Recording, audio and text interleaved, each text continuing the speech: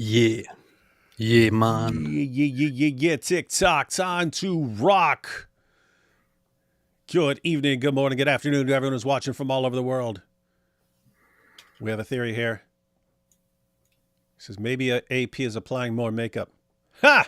He doesn't wear makeup. He wears various disguises. You know what'd be funny?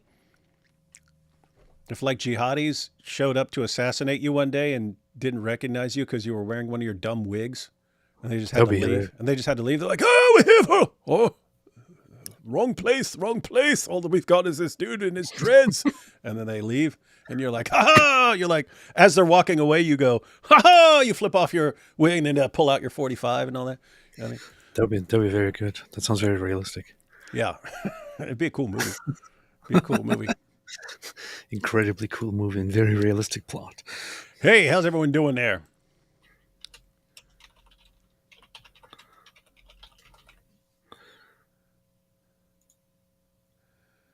Let's see. I was talking to a Muslim who said Christians having no gender in heaven is worse than Muslims not having toilets in heaven. Are toilets mentioned in the Quran? Lol. Very powerful. There's a thing though. Like there is an aspect. I have to say, when I was a Muslim in the past, there was something to look forward to in paradise. Like you go there and then you're supposed to be seated, and you recline on these seats, and there are rivers of wine, and you have servants in heaven, and you have these virgins that Allah made just for you, so that you can have sex with them again and again and again and again and again while your wife is watching and all that. And then it's like moving from that to Christianity now, where there is no such thing in heaven. It's like, I don't know, man. I kind of feel like I want more out of all of this. Maybe I should go back to Islam. Yeah. Where you get to spend eternity deflowering virgins. That's what you really want. Pervert. Yeah, exactly. You call me a pervert, I'll sue you like Tristan Tate. You see? Shaggy. Mr. Lava. I'm a Mr. Bombastic. Fantastic. Call me Mr. Lava. Hey, Cosmic Observer says, can you guys say hi to me? No. No.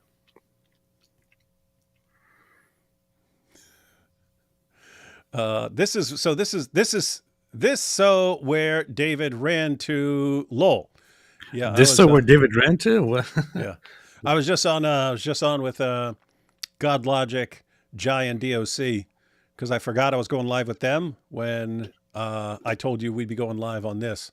So I had to cut out at the last second. So Muslims are like, you see, he's running. He's running from our powerful dawah. Dawah. Seriously?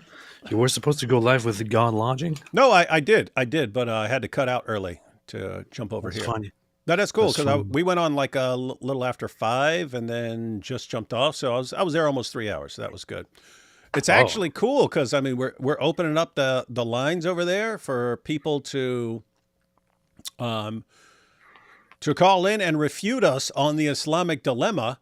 And a couple guys will try here and there, but it's just we're ending up with lots of Muslims who are like, okay, give me information on this. And they're like, we're like taking them through it. And they're like paying attention and taking notes and stuff like that. In other words, you're getting some like sincere people who are basically saying, okay, if there's this problem, I want to know about it. And they're actually looking into it. So cool stuff, man. Cool, super awesome stuff going on right now. Super awesome and based. All right, AP. So wanted to set this up because our good buddy, Alex O'Connor, I think he calls himself an agnostic now, because at least I think so. I'm not sure because I know when I say atheist now, I've gotten people saying, no, he's an agnostic. So if they're right, then he considers himself an agnostic. Or he's an atheist. Yeah, or he could be using atheist in like the new atheist sense where it just means lack of belief. And so he'd be an atheist in that sense. But I don't know. He's somewhere in the atheist agnostic category. But he had a discussion with John Lennox, Oxford Mathematician. Let me pull up. I think that dude's got like 2 or 3 doctorates, man. Where is that? It's, Find his it's page. John. It's John Lennon, man, not John Lennox. What are you talking Okay. about? John Lennox. John Lennox. Let's see. Imagine there's no heaven. John Carson Lennox. Carson? I'd go by J.C. Lennox if I had John. If my name was John Carson. J.C. Lennox. Then you sound like C.S. Lewis. I would go by Jackal. Jackal Lennox. That sounds cool. Yeah. Is a Northern Irish mathematician. That's why he sounds like a leprechaun. Like the entire time he's always speaking, all I can think of is hearts, diamonds, clovers, horseshoes, frosted Lucky Charms. Anyway, is a Northern Irish mathematician, bioethicist, and Christian apologist originally from Northern Ireland. He has written many books on religion, ethics, the relationship between science and God, like his books Has Science Buried God? And the follow-up, Has Science Humiliated God?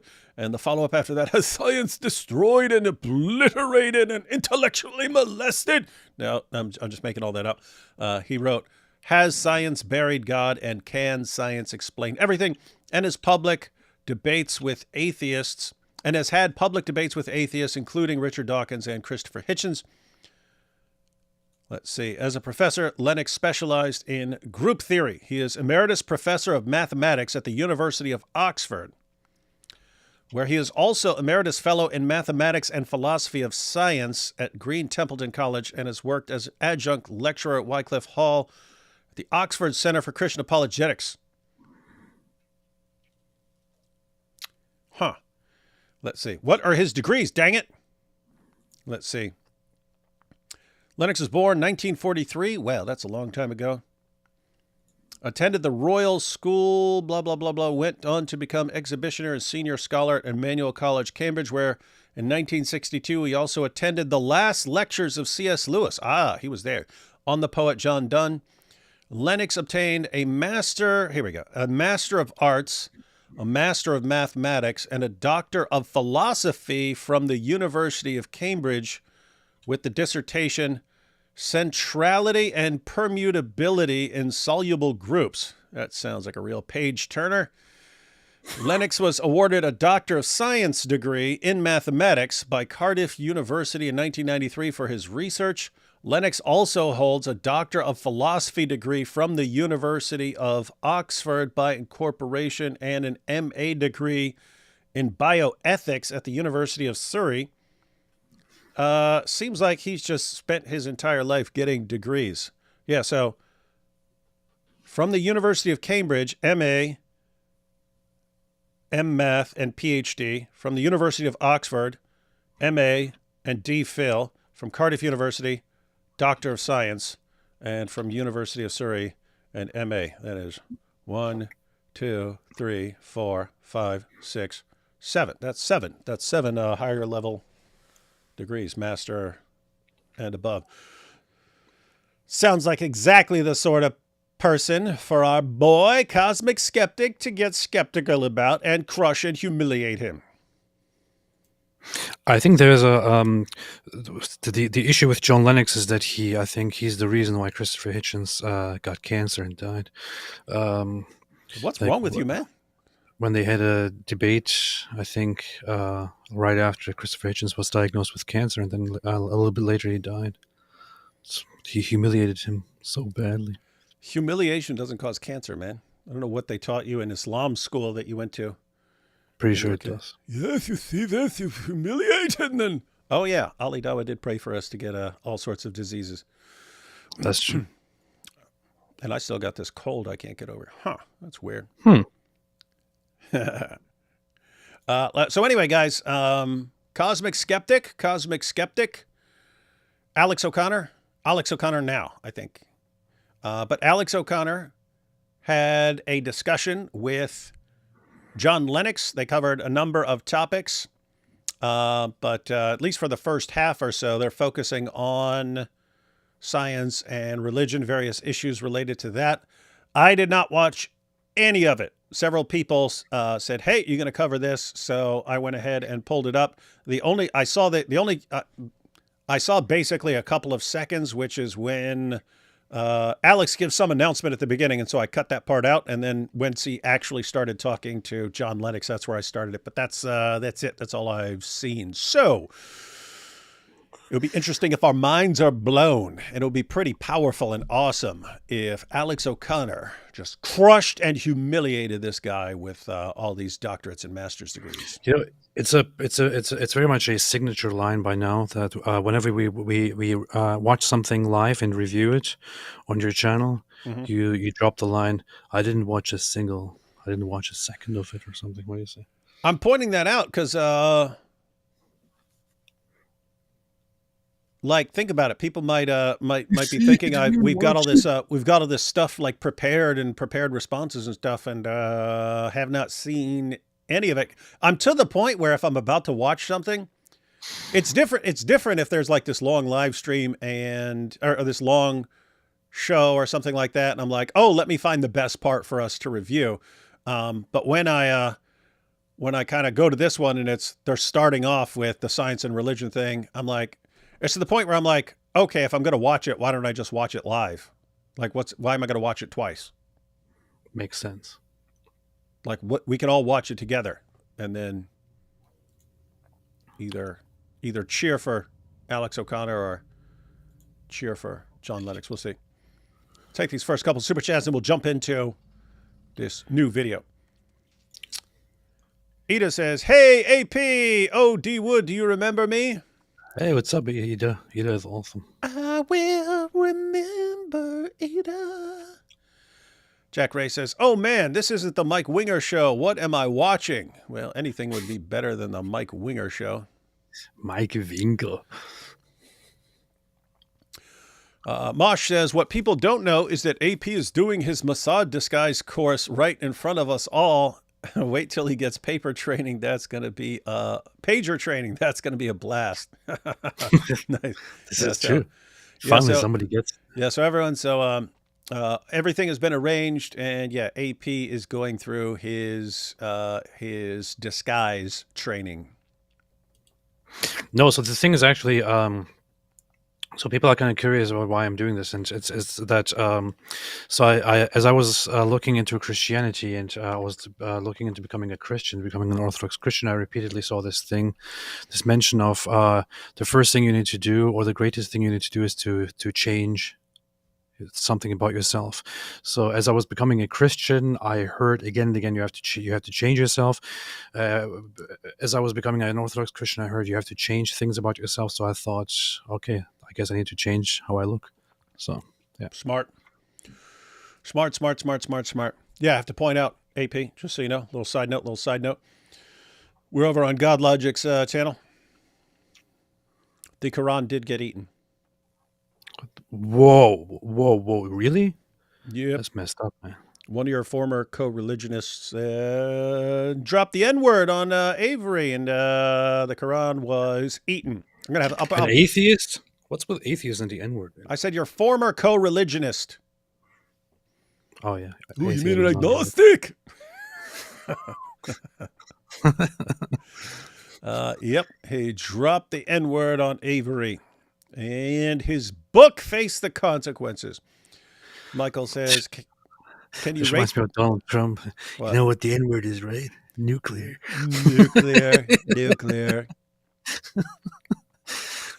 Hey, this before your time, but Jimmy, that's what made Jimmy Carter always sound like a dope when he's talking about all these issues, because he couldn't say nuclear.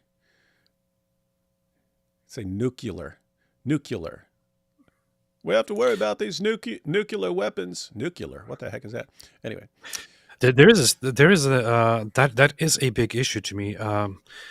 Since my this decision to become a Christian, very much I also began to learn to let go of the idea of these people deserve to die, those people deserve to die.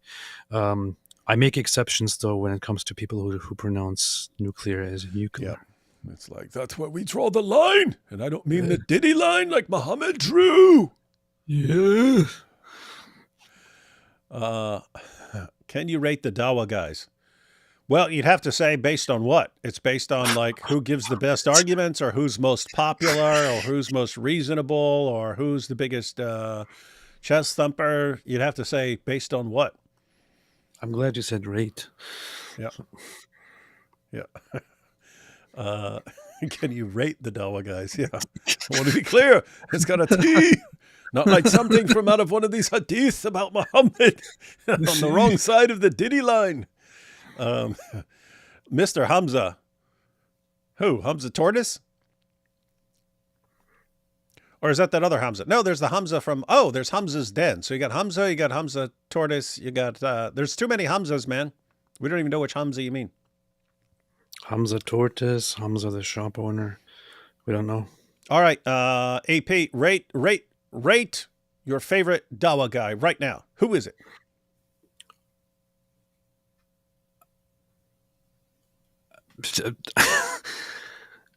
Had you asked me like 2 months ago or 3 months ago, I would have said Sajid Lubin, but then he recently became really bad. Not Really because terrible. not because he is good or smart or anything, but because he seemed kind of honest. But things are very different now. I don't Things know. are very different. I can't think of any good one. That's what I mean. It depends on what standard you're using. You'll get completely different lists. So yeah, we're in a weird situation. If you were to say who would be the most effective debater defending Islam, I think it would be none of the normal guys. I think it would be someone like Khalil Andani or something like that, just because he's way smarter and way quicker than most of the Dawa guys. But guess what? That wouldn't be what's persuasive to a Muslim audience. What's persuasive to a Muslim audience is, me humiliate you, me strong than you. So anyway, it's weird. You know what? Let me be honest. Actually, thinking about all the Muslim apologists, I think the one that I don't feel like any disgust toward, or any kind of remaining anger or anything about, is Farid. To be very honest, and I think he's not a very terribly dishonest guy. I think he tries to be kind of honest and all that. Although, how honest can you possibly be when you are following Islam and defending Islam? I think Farid is an okayish guy for a Muslim apologist. Mm-hmm. Interesting. And here we have Little Boy says, spoiler alert, O'Connor admits that the argument that genetic information suggests it came from a mind is not a God of the Gaps argument. That's true. It's not. That would be, I don't know how Lennox is going to present it, but it would be something like, you have massive amounts of coded information. It's a massive set of instructions. And so based on everything we know, so this isn't, we don't know or we don't understand something, therefore God, that would be God of the Gaps. It's based on everything we know from all of our experience, that kind of coded information comes from a mind. And therefore, if you find it somewhere else and you don't know the source, makes most sense to say it came from a mind. I did want to point this out. This is Toby. Toby says, you guys think Sajid is bad? Should do a live stream just on the comments from his goons. Very entertaining. I like that idea. We could do an entire live stream just going through the comments. We'll pick a video of Sajid. We'll show how terrible it is. Like everything he says is wrong. I don't mean wrong according to us. I mean wrong according to either history or wrong according to the Quran itself or wrong according to Muhammad. And his followers are just, this is so powerful. We've got the certainty. This gives us the certainty to not be kafirs. So, yeah, we might have to do that. That would be fun. Let's see, a couple more super chats here. Byron says, David, can you say golden shower? Well, I just kind of did just by reading your comment. Don't say that. Don't say that. But, no, you mean in all caps. Okay, golden shower, golden shower, golden shower. Solaria says, well, it would seem my second Surah 5 video hasn't done as well as my first one. Somewhat understandable considering the other one is my number one video. Everyone be sure to check out Solaria's Islamic Dilemma videos. He is going systematically through the Quran. Lennox has powerful dawah with magic Irish blood. Yeah, I wonder if Andrew Wilson would be okay with magic Irish blood because they got leprechauns. Wait, so these are two Irish people talking to each other. That's interesting. I didn't even Oh. notice them. Oh. Huh. It's magically delicious. Apostate of Allah says, Allah has planted oak trees all around me, giving me allergies that gave me laryngitis because of my YouTube vids. I wish I had a garlic tree. Yep, you got to tear up those oaks, replace them with garlic trees. Is Mike Winger one of the 72 virgins? What are you Yes. talking about? How'd you get the Counting Crows guy on your show? Mr. Jones and me. D. Wood, you missed a joke. It was referring to the guy from God Logic Live and your quote from a movie. Okay, hang on. Go back to what Ida said earlier. Oh, now I get it. I get it. I get it. So I went back. Okay. Ida says, okay, so Ida's original comment here that I didn't get, he said, hey, AP, oh, D. Wood, do you remember me? And then I started singing.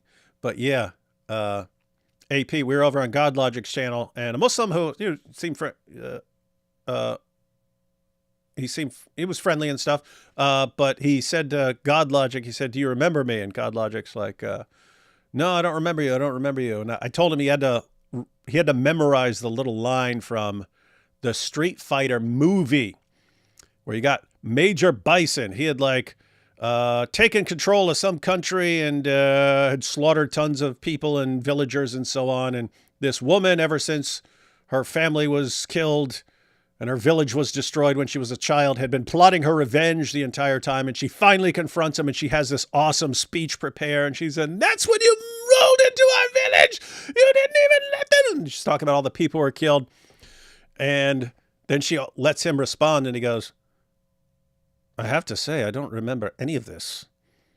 I understand that, and she's shocked, and he goes, I understand that the day Bison graced you with his presence was the most significant day of your life. But for me, it was Tuesday. And anyway, so I said God Logic, when all these guys are going, hey, you remember me? You remember me from some live stream a year ago and stuff like that, when he's getting thousands of calls in that time. He needs to learn that speech. It would be pretty based. Anyway, funny. I apologize, Ida. I did not understand. What? As you just mentioned that there was a Street Fighter movie, I thought to myself, wait a minute, what? There was a movie, Street Fighter? Yep. So I looked at it and I completely forgot it because it was so horrible. This is what's interesting. Here's what's interesting. The movie was terrible. That Raul Julia's performance and the lines he had were, he gave the most epic performance of he's like one of the great villains of all time with some of the greatest lines of all time. And it's in this crap movie. It was interesting because he wasn't interested in this. His kids were Street Fighter fans. And when they offered him the opportunity, he's like, no, I don't want to do this. But his kids are like, yay, Street Fighter, Street Fighter, Street Fighter, Street Fighter. So he took it for his kids. But he was actually dying of cancer while filming that. And so he just went all out. He just went all out for the role. But it was cool. It's like, hey, I'm about to be gone. My kids like this, so even though it's a crap script and a crap movie, I'm going to absolutely crush this role. Yep, he did. Totally. Absolutely. That's funny. Very, very based. Very based. From Chad Winger, the ultimate Dawa destroyer. The best Dawa destroyer is me. Chad Winger. Chad Winger's a funny name, though. Just finished listening to Nabil's Seeking Allah, Finding Jesus. Hearing you guys discuss debating the Quran and legitness of the Bible really strengthened my faith. Excited to hear about AP's journey. Yeah, just keep in mind when you're reading that in the book, we are significantly nicer than we were in real life. AP looks like someone who was once atheist, then agnostic, then went full ortho, and now giggles every time his co-hosts say gay dyer. He does look like that. Beam me up, Scotty says, the Bible is pretty simple. Chosen people, promised land, the end. God bless Israel. Maybe a bit more in it. I'll keep reading. Good job. Good idea. That's idea. Pretty good. All right, AP, we ready to check out this Cosmic Skeptic? Oh, are we? Video. Of course we are. Interviewing John Lennox. All right, everyone, here we go. We're going to check some of this out. Wait, let me get this off the screen here. And all right. Get this off the screen. We've got Cosmic Skeptic. versus Mr. Boombastic. So, John Lennox, welcome to the show. Thank you very much. Are he does sound science like and him. religion in conflict? I have to say, that's awesome. Did you see that? Yes, John Lennox, welcome. Our science and religion. He just jumps right into it. No introduction. You know what I mean? Like, I'd be inclined to, hey, let's talk about you. Why don't you tell us about yourself, get to know you and stuff like that. Alex gets right to the point. I actually like it. Interesting. I have a good idea for Alex. You should call this show "My Next Guest Needs No Introduction." That would be an awesome name for a show. And Yeah. you could do the entire thing between two ferns. That'd be cool too. Yeah, very solid. We're giving idea. you awesome ideas, Alex, but I like the way you're going with just jumping right into the topic. Yeah.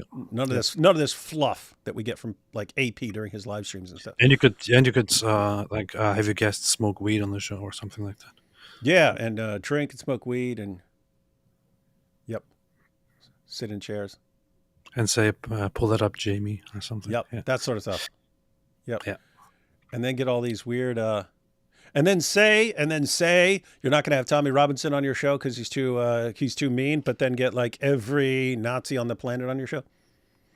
Oh, exactly. That's pretty good. Yeah. Pretty good. See, Pretty good. what we're doing here, Alex, we're taking all the ideas from all the top shows and combining them into one show. If you took every awesome element from every show and put it all into one big show, that's legend status. All right, so I just wanted to start over here because I interrupted because I thought it was interesting that he jumped right into the topic. Watch him again, ladies and gentlemen. This is good. I like this. Professor John Lennox, welcome to the show. Thank you very much. Are science and religion in conflict? Boom. I don't really think so.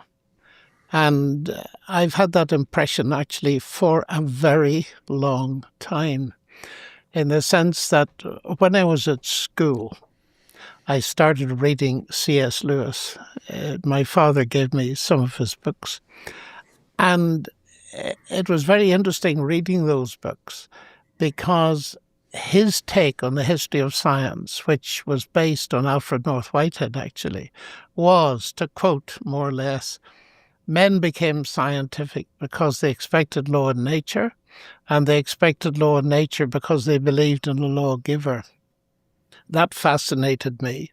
And a little bit more research showed me that if you take modern science, I'm not talking about medieval science, modern science, and you start with people like Galileo and then you move on to Kepler, Newton and so on. These people were all believers in God with slight variations on it. And it seemed to me there was a pretty close connection between their theism and their approach to science. Hey, this is interesting because all this stuff has, like, for a long time, post-Darwin basically, there emerged this idea, and it was a couple guys. It was Draper and then that other dude who basically popularized the myth that there's this ongoing conflict between science and religion. So, so they popularized this idea, and it was complete. It was like these guys were like completely distorting everything they were citing. But it became the popular idea and only started changing pretty recently. But Alvin Plantinga put out an entire book on science and religion, where the conflict really lies, because you eventually get to the new atheist where the parallel is like with the Jesus mythers. You'll have at the popular level this idea, oh, maybe Jesus never existed. Jesus probably never existed and so on. At the scholarly level, it doesn't exist. The scholars know Jesus existed, right? It's the popular level a stupid idea can take off. Well, you have a parallel with the issue of science and religion. At the popular level, it's very common to believe in what's called the conflict or warfare model, where the relationship between science and religion is one of conflict or warfare.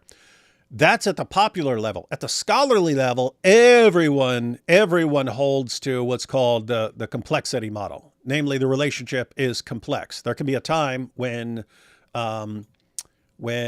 religious believers like would silence someone or something like that. But there are also plenty of times where religion is helping in various ways. And what Plantinga ultimately concludes is with science and atheism, there's superficial agreement, but on a deeper level, they do not fit together.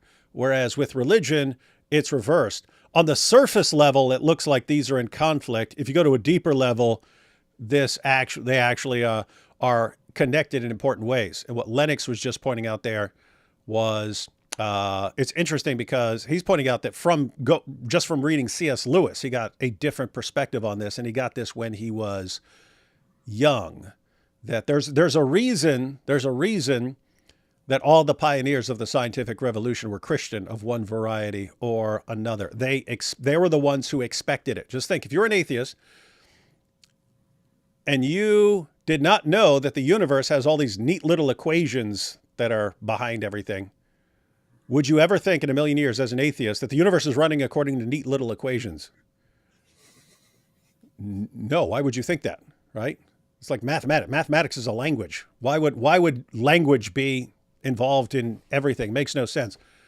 Christians actually expected it. It's like, hey, this universe is made by a mind. We're created in the image of that mind. And therefore, we're the kinds of things that can actually figure this out. And therefore, we know these laws are out there. We just have to go find them. And then they did. And that's what gave rise to the scientific revolution. Anyway, it's interesting to me that he's saying that he got this when he was young, because back then it was the opposite as far as in academia. The exact opposite was taken for granted. Good job, C.S. Lewis.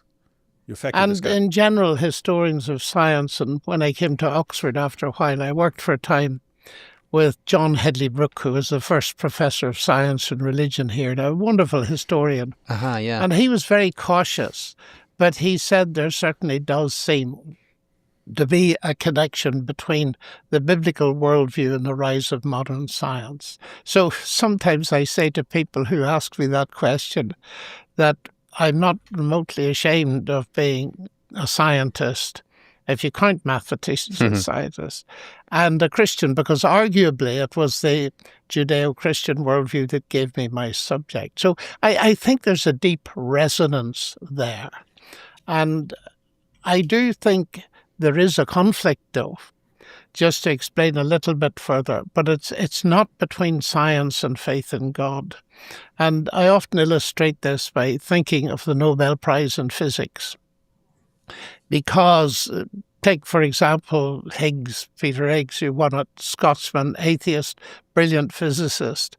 And then there's another person I know, Bill Phillips, an American Nobel Prize winner for physics and a Christian. And what that tells me, Alex, really is this, that their difference isn't in the realm of physics at all, or science, it's in worldview. And I see a real conflict between the theistic worldview and the atheistic worldview, and there are scientists on both sides. And so I feel that if we take that on board, we can make a more sensible exploration of this whole, well, I think it's a myth, and a lot of historians do as well, that science and religion are necessarily in conflict. I think as a final codicil, I would say it depends. Yeah, so I think he keeps emphasizing there's no conflict between science and belief in God, or science and belief in religion. What you would say is there can be conflicts between certain claims. Like if you're interpreting the Bible in a certain way, and that conflicts with something that scientists would claim now, then that could be a kind of conflict. But if you're talking about the sort of big ideas that the universe is created by God, that we're created in God's image, that we're the kinds of things that are sort of meant for this, meant to discover things, that no, there's no conflict there. In fact, you kind of need that. You need something like that.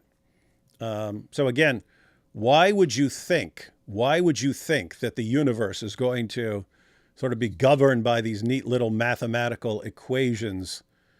That would be extremely shocking on atheists. If you didn't already know it, see, now they already know it, and so they take it for granted. If we didn't know it, and you just said, okay, I'm a theist and you're an atheist, and we don't know what the universe is going to be like when we go out and examine it.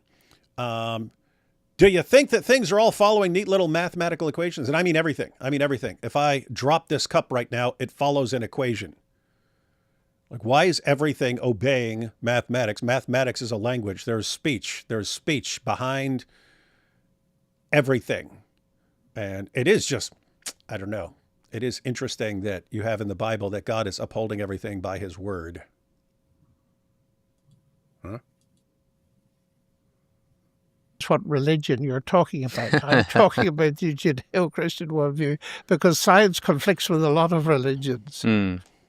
I think this question of the history of science, yes, and it being tied up with the Christian worldview is an interesting one, because to me it's slightly different to asking whether the findings of science after the scientific method gets off the ground conflict with the sort of tenets The Bible. of religious belief. And so I think what a lot of people will think is, okay, the founders of the scientific method were Christian, but of course they were, because everyone was Christian. And if science does somehow undermine Christianity, then of course they would be Christians, because they hadn't invented the scientific method yet to undermine it. And so people will point to the findings of science and say that the explanatory power that these Christian men who wanted to understand the universe found in the scientific method removes the space needed for the explanatory power of God. Now, I know you disagree with that too, of course, but I was hoping you could tell us why. Hey, that's actually interesting, and that is one of the important responses. So there's kind of two things. There. So on the one hand,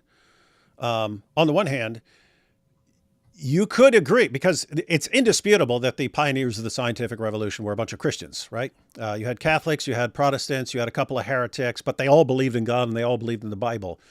And so on the one hand, you could say, okay, you had a couple of ideas that were important, like your belief that the universe was created, and your belief that you're created in the image of God, and your belief that you can go and figure these things out, and the belief that by understanding how God runs the universe, you're learning more about God. And so you actually think that this is a kind of worship. You're actually worshiping God by learning about how he's running the universe. You could grant all that and say, yes, that helped science get off the ground. But after science got off the ground, it took away the need for belief in God.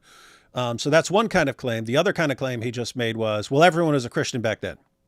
So of course the people coming up with science were Christians. People were Christians back then. That part's just total nonsense, right? You had because guess what? You had tons of people beforehand, before Christians were there, and you had tons of people in different parts of the world. The stuff that's needed to get science off the ground is pretty basic. Like you take those ideas, the sort of measurements you need to get the scientific revolution off the ground that could have been done in a lot of other places. That could have been done in the Middle East. That could have been done in Egypt. That could have been done in China. That could have been done all over the world. People just didn't do it. So anyway, the point is there's something different about that group of Christians, that they did something that other people weren't doing. People had the opportunity. They didn't do it. Why did this group did it? Well, if you ask them, they tell you because we had certain beliefs that convinced us that we can actually figure this whole thing out. And guess what? They're right. So here's what's interesting. You can think of this as one big scientific hypothesis testing some of their core beliefs. If we're right about who created the universe and what we are in relation to that creator, if we're right about these things, then we are going to be able to go out there and figure out all this stuff. We'll be able to figure out cosmology, physics, chemistry, all this stuff. We'll be able to figure it out. Well, guess what? Every scientific discovery that was ever made after that is confirmation of that original hypothesis there. So you could say, in a weird way, that Christian theism has more scientific confirmation than any other hypothesis in history, because everything that science discovers is confirmation of that original hypothesis.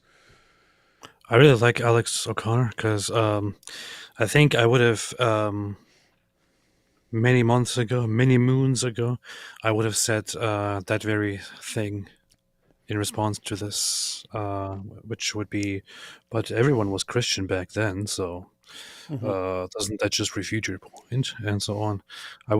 I still have the same thing on my mind, but I wouldn't really say it nowadays. I just want to listen to what John Lennox says, but I really find it very good of Alex O'Connor to have these conversations in such a good way and to bring up these questions that some of us might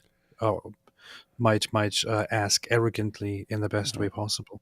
So Yeah, and that's what I'm noticing too. So he jumps right into it, and then he brings up the main responses to what Lennox just said, that lots of atheists would be thinking, and that lots of Christians would be wondering, okay, well, what if someone brings this up? And he tosses it right to him and lets him answer. So let's see what Lennox says. Let's see if Lennox is about to be humiliated and go, aha, well, I hadn't quite thought of that when I was eating me Lucky Charms. Well, I think it is an argument that's pretty fair if you apply it to a limited proportion of the earth. Yep. But the interesting thing to me about that, and I've thought about it a fair bit because it's the obvious point to make, and it's a good point to make, is that modern science did not develop among the Chinese. And a lot of study was done on that particular topic by a very famous sinologist who actually, did he found the Academy of Sciences in China? I'm wrestling for his name. You probably know it. I'm not sure I do. But he did a lot of research, and he was principally a Marxist in his viewpoint. Mm-hmm. And that is what makes his conclusion very interesting. He certainly was the author of a massive dictionary of scientific science and all that. He tried to explain within a Marxist framework why modern science of the type you describe didn't arise in China. And the conclusion he came to was it was a difference in a fundamental presupposition of the idea that there was a unification in the sense that there was one creator who had created the universe and created the human mind to study it. And the Chinese didn't have that. That was his view. So it's... Guys, when he talks about the unification, there's this idea of the uniformity of nature. So keep in mind, we have what's called the curse of knowledge. We already know certain things and we take it for granted. And you have to kind of pretend you don't know those things and try to imagine what you would think if you didn't know certain things. So if you were just in China many centuries ago, before the scientific revolution, where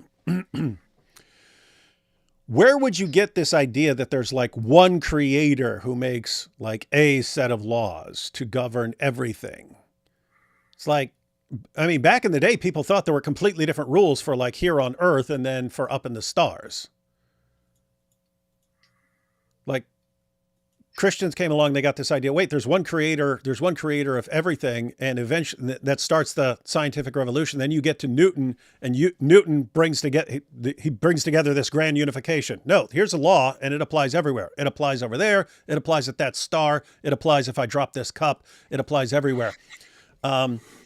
So anyway, Lennox is saying that you had a communist trying to figure out why the scientific revolution didn't happen in China, and it's because they had a different idea. They didn't have an idea that there's like sort of one thing, whatever it is, that is the source of everything else, and therefore you get no unification. So guys, just keep in mind, why wouldn't you think, if you had no clue what the causes of the universe were, why wouldn't you think that, the laws of nature here are going to be different from the laws of nature on like Mars or on a star, something like that?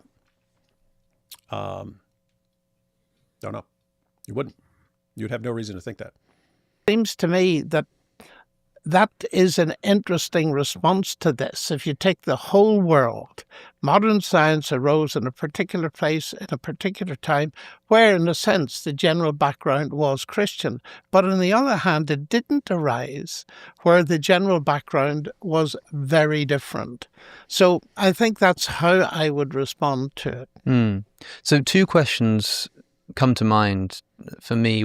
I did want to point out a little, because they point out, why didn't it arise in China? You could ask the questions, why didn't it arise in other places? Like in Islam, you do have the idea of one creator. You have the idea of one creator who creates everything. So why didn't Muslims come up with a scientific revolution? They had scientific advancements and so on, but it was like in engineering, coming up how to make stuff, and in medicine, so how to, keep your soldiers healthy and so on after battles. But why didn't Muslims come up with scientific revolution? Well, they had the idea of a creator. They didn't have the idea of human beings created in the image of God and kind of made to figure these things out. In Islam, you're ignorant unless Allah tells you something. You don't get this idea that you're supposed to go and figure things out. You're supposed to sit there and let Allah tell you things. And guess what? That's not a good recipe. That's not a good recipe for figuring out the universe.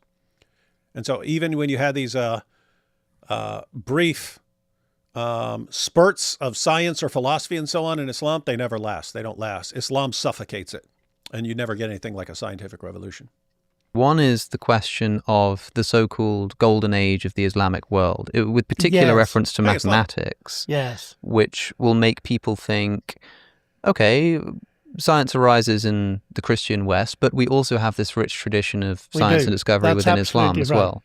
That's funny because, I just mentioned that, but yeah, Alex, why doesn't it last? Why doesn't it last? Islam expands, and Islam encounters writings of people who came before, and Muslims would take off with this for a while and they'd learn, and then it just wouldn't last at all. So what's going on there?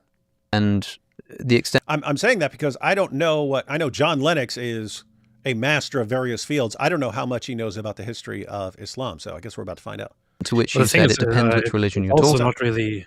It's also not really an objection to the point here, because the question was whether religion and science are in contradiction or not. And if he now talks about the Christian religion and the Christian mindset and Christian theology and its relation to science, and how science actually how science is brought forth in a Christian mindset, you could also find some of that in Islam and in the Islamic mindset, considering that although Islam doesn't come from Christianity or from Judaism, it adopted and took a lot, including some of the theology, from Christianity. So it therefore makes sense to draw a connection there. That said, it then further very much departs from how Christianity is and focuses on hate and death and bloodshed. So it doesn't leave much of a place for science.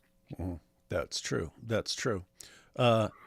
Sister Kay sent me a message and said you should get a smoke machine for your room. One of those smoke machines, like that people use at a club. So they got the fog machines. You need like a smoke machine, but if you were dressed like that and you had a bunch of smoke around you, it would. She said it would complete your look. That would be I'll do that. That'd be cool. Look, AP's on Amazon right now. Smoke machine. Where do I get smoke machine? I wondered if you had a view on whether Islam can be similarly credited with scientific knowledge. I'm not an expert at Islam, but I used to be very interested in what went on in the House of Wisdom in Baghdad, where a lot of work was done, and some of it by Christians, by the way, working away at translating some of the more ancient classical documents into languages that were available to people around. And at the very least, in the Islamic tradition, you have a very strong transmission of more ancient texts. That, of course, helped with the advance of modern science.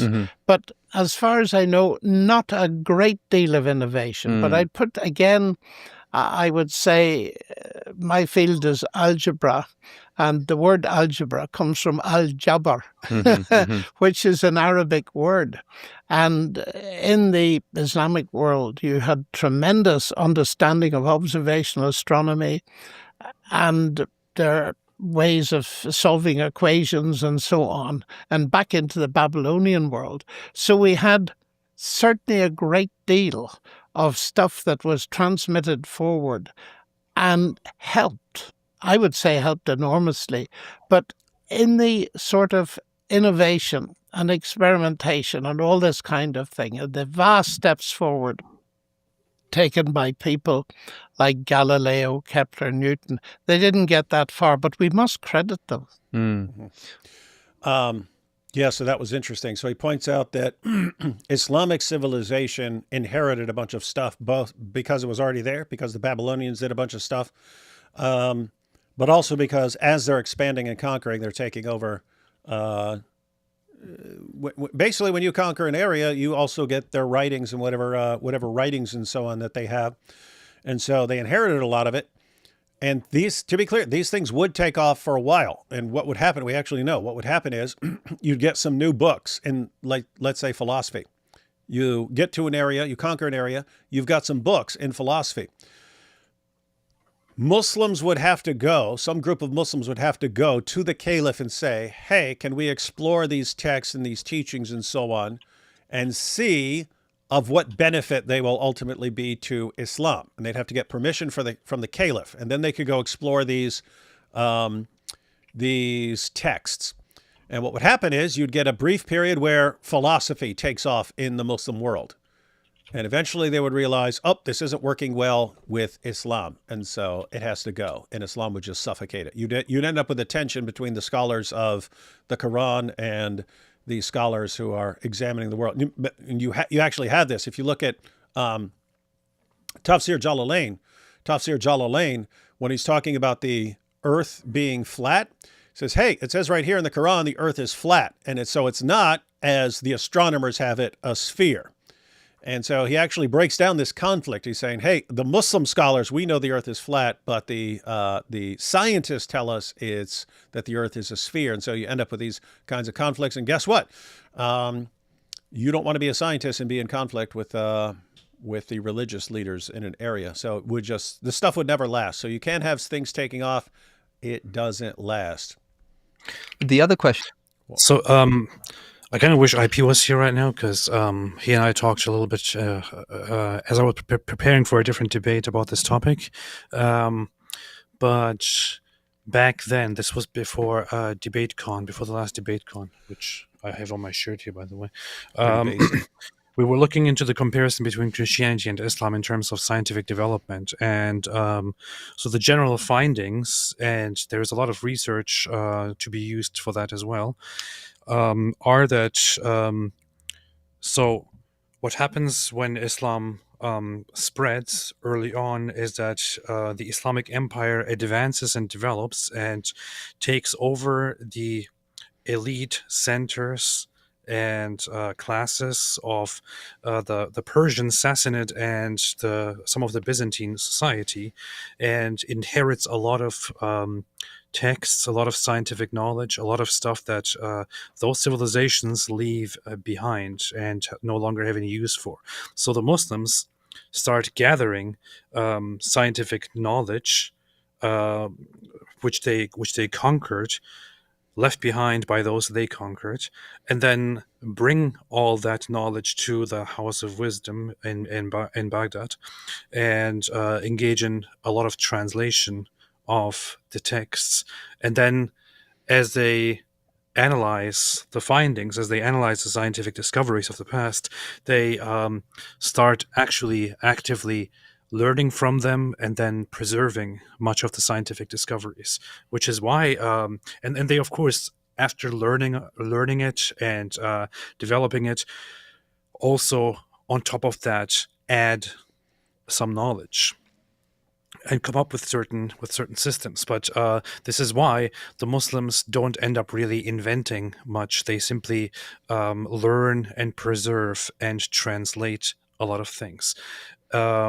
but But as they move forth, much of the interests in the direction of science conflicts with the Islamic theology, with the Islamic Ash'ari theology, which was dominant at the time, which ends up being a little bit hostile to advanced scientific discoveries. Which is why, at the same time as the so-called Golden Age is happening, you have Islamic scholars who severely criticize the people that engage in scientific discovery, and they refer to them in Islamic writings as the people of this world, or the people of science, and all that. And you can find in certain interpretations of the Quran even that the people of the Quran and the people of the science were the people of wisdom of the Quran know how things actually are, whereas those people of science of the world only speculate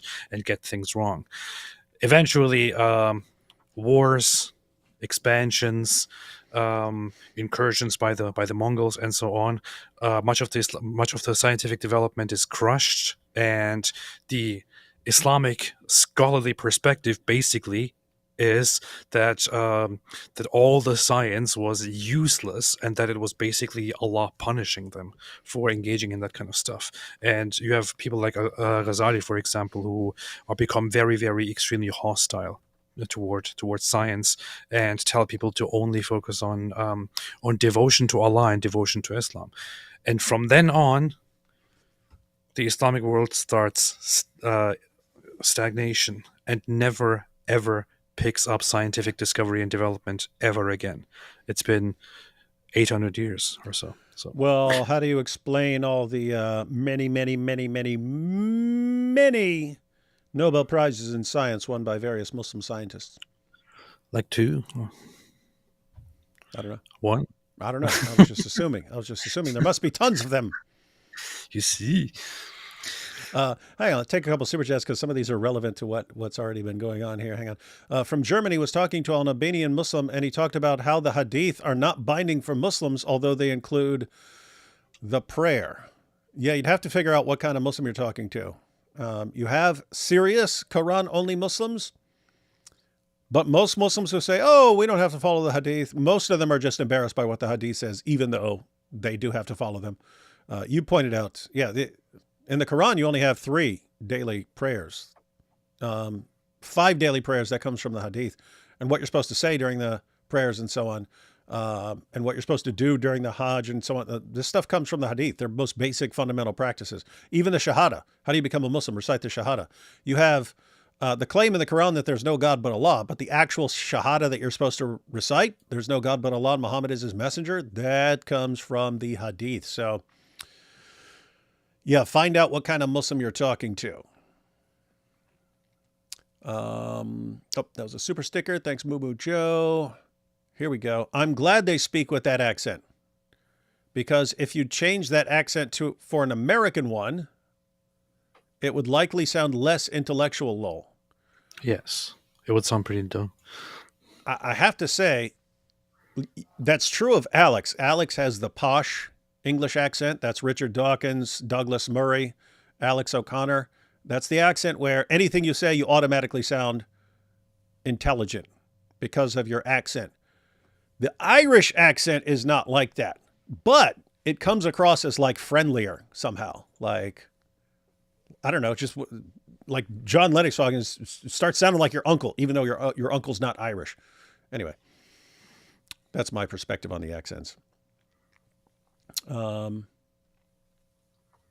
Let's see.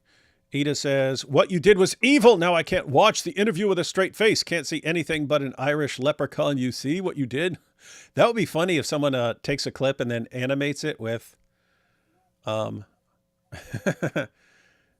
animates it with a leprechaun. That'd be funny. For any of you animators out there. Talked to an Albanian Muslim about odd hadiths. He got defensive and said the stoning story wasn't originally in the Bible. How do I get him to open up? I mean, if he's resisting material from the hadiths, just go Islamic dilemma and go with the Quran. Start asking him about that. When I'm at work and explaining something, I have my finger and thumb sizing up what I'm saying like D. Wood does. Funny how we follow mannerisms. Oh, hi, AP. That is good. That's very base. Hello. Without belief in a rational creator, early science wouldn't rise. Laws of nature need a lawgiver. Atheism hijacks the fruits of theism. That's actually true. The idea of laws of nature, that's a figure, that's a metaphor drawn from human laws, right? Like, hey, you have a guy who makes the laws and stuff, and they're like, oh, you have all these laws in the universe, so you've got this lawgiver. So you take that away, you lose the parallel, but we still talk about the laws of nature. So anyway, this is just it's weird stuff. Weird stuff, I say. And then atheists come along later after Christians come up with science, and atheists, you see, we're the champions of science and Christians are the worst enemies of science. My mom recently became a believer, and my brother, who's an atheist, has been attacking her faith with philosophical questions. How do I handle that? You start looking into them, right? So you tell your brother, your atheist brother, okay, pick an objection and I'll look into it. And then you go look into it and then you respond. You say, brother, I have doubts. And then you say, what doubts? Yeah, you have to focus on humiliating him. By the way, AP, you've been talking about, Alex brought up the golden age. And you were talking about the golden age. Of course, we have from Muhammad Hijab. You two can play with each other. Get on your knees. T1 can give you a golden shower. Who cares about the golden age when we've got the golden shower? Let D-Wood give you a golden shower. Get on your knees for master. You can take that golden shower from your master. You guys think I'm done? Wrong. I know you need a slave, master. Golden shower. Get on your knees for your master. Let him slap your face. Anyway, I'm pointing that out because we're sitting here talking about science and religion, and Alex says, but what about science? And Alex, I'd be happy to show you these messages that show where science went in Islam. He knows them very well. It ended up just, golden shower, oh, this is where science has advanced. Alex Islam. knows those messages very, very well. Yep. Let's see. Yep. Only Christianity saw nature as non-divine, orderly, and worth studying, man made in God's image with reason in a world governed by laws, not fate. Mm-hmm. That is true. You had the perfect combination. Sending love to you boys from Asa. Thank you, Asa. Thank you. Holy Joe says, I pee. He thinks it's funny that you said I pee. Here's what I wanted to get to because I forgot the other name.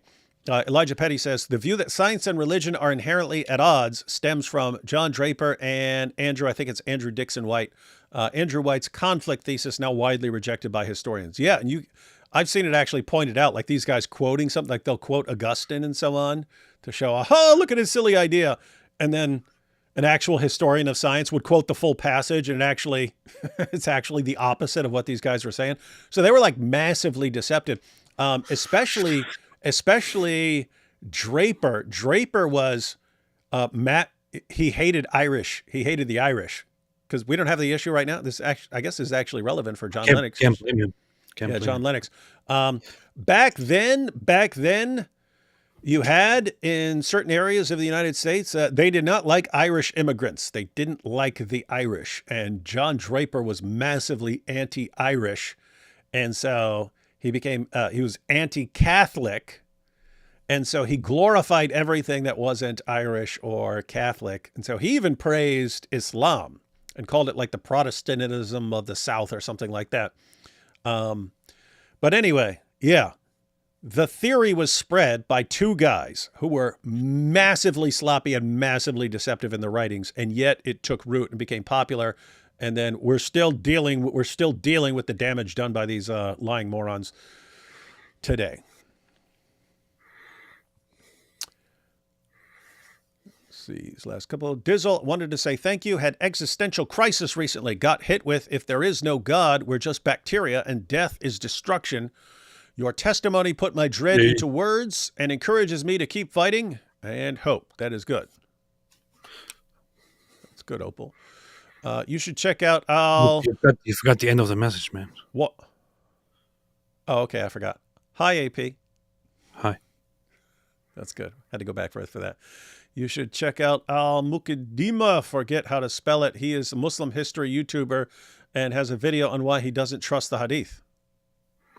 I know about his channel. He's a faceless guy who makes videos about different things. Actually, a very nice channel.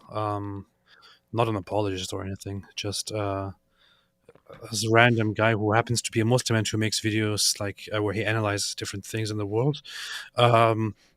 I actually liked a video that he made in the past where he was kind of analyzing whether Muhammad actually existed or not, or something like that. Oh, really? Yeah. Hey, we might want to go. Hey, I could get Robert on to examine that video. Since Robert is the Muhammad mythicist. He's a Muslim YouTuber, has a video on why he doesn't trust the hadith. Oh, keep in mind, there are all kinds of reasons not to trust the hadith. Problem is, vast majority of Muslims are Sunni or Shia, and they all believe in hadiths. So it's a very minority position, and there are all sorts of problems you get if you go Quran only. So keep in mind, there are all sorts of reasons to have problems with the hadith. These are pretty late sources and so on. Plenty of time for fabricating, and even the methodology that they use, this is not criticism and so on. It's a later invention, and people were still fabricating. They just attached lists of names to it and so on. So anyway, there's all sorts of reasons to be skeptical about the hadith. The problem is the Quran is so hopelessly confusing and incoherent. You need something else to help understand what this stuff is saying. And if you don't have it in the hadith, where are you going? Where are you going to help people understand what these passages are even saying? So it's a weird situation where if you go with the hadith, you're stuck with the hadith. If you don't go with the hadith, you're stuck with a very confusing Quran. Let's see, from Ida here. I don't think I completely agree about what they said about ancient China from what I remembered from what I studied in TCM Chinese philosophy.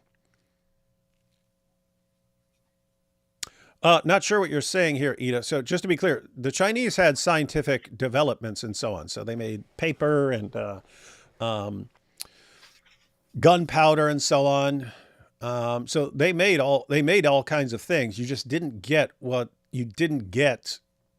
a scientific revolution, even though you had everything you needed. They just didn't come up with it. So Lennox is pointing out that a communist researcher tried to figure it out and concluded they didn't have the idea of just a grand unification of all of nature for some reason.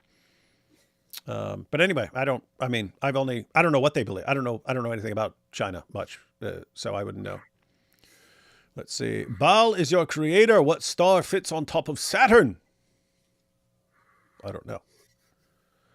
O'Connor is deceptive to those of us not lulled by his accent. I'm looking at you, Dave. Oh, hi, AP. Hi. I can't tell. You could lie to me all day as long as you have the right accent. I'd be like, oh, it's true. It's true. Atheists say Christianity is anti-science. Muslims say Allah made gravity. Meanwhile, they're all arguing on Wi-Fi invented by guys who believed in Jesus. AP, how many Jamuah prayers do you need to miss to no longer have a Muslim? I forgot. And D Wood, I'm asking if or how I should get involved with them. I don't really know if there's such a rule. I mean, I feel like it is a matter of dispute, but you're generally supposed to just attend every single one of them. So AT Ministries is the one who left the comment about his mom recently became a believer and his brother's an atheist and has been attacking her faith. How should he handle that? And he says, D Wood, I'm asking if or how I should get involved with them. What are you talking about? That's your family. That's your brother and your mother. Of course you should get involved with that sort of discussion. And the first step, see, I thought you were already involved in the discussion, but if you're saying, hey, if and how should you get involved with the discussion? This is your mother and brother. It's pretty straightforward. Hey guys, We're family here, so there are basically a couple of possibilities. Either mom's right, she's a believer, either mom's right and my brother's wrong, or my brother's right and my mother's wrong, or neither one of them is right. But they can't both be right. And so since we're family, maybe we should take this seriously and try to get to the bottom of this and try and we'll all take this seriously and look into these things. That's how you get started. And why wouldn't they agree to that? And we have stranger danger leads to hadith danger. That's true. Yep. And as Bertrand Russell noted in his Nobel Prize winning A History of Western Philosophy, got that on the shelf behind me. Iran and Persia had a rich intellectual tradition long before Islam. Yes, they did. All kinds of places did. Again, the Babylonians and the Egyptians and the Greeks and the Romans and so on. Yeah. Islam did not add a lot to the world that wasn't massively outweighed by how much destruction and terror it has brought. But what? But we're the ones who defend child marriage, so you know it's good. Yeah, right. All right, back to Alex here. Hey, did you just change your appearance? Somehow you look more scholarly now. No. Okay. Let's go. How many wigs do you have, AP? 10.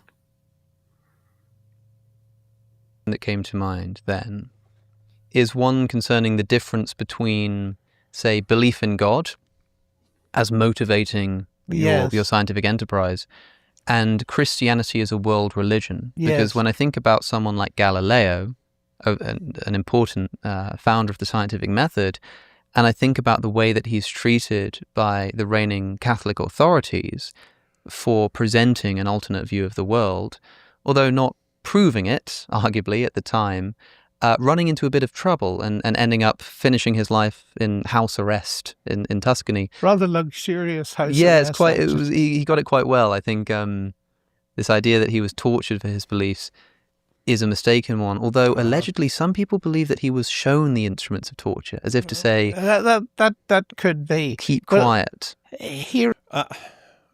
I've been wanting to make a video about the Galileo affair for years because too many people don't understand it. You had massive conflicts going on between the Dominicans and the Jesuits, and everyone's vying for power and so on.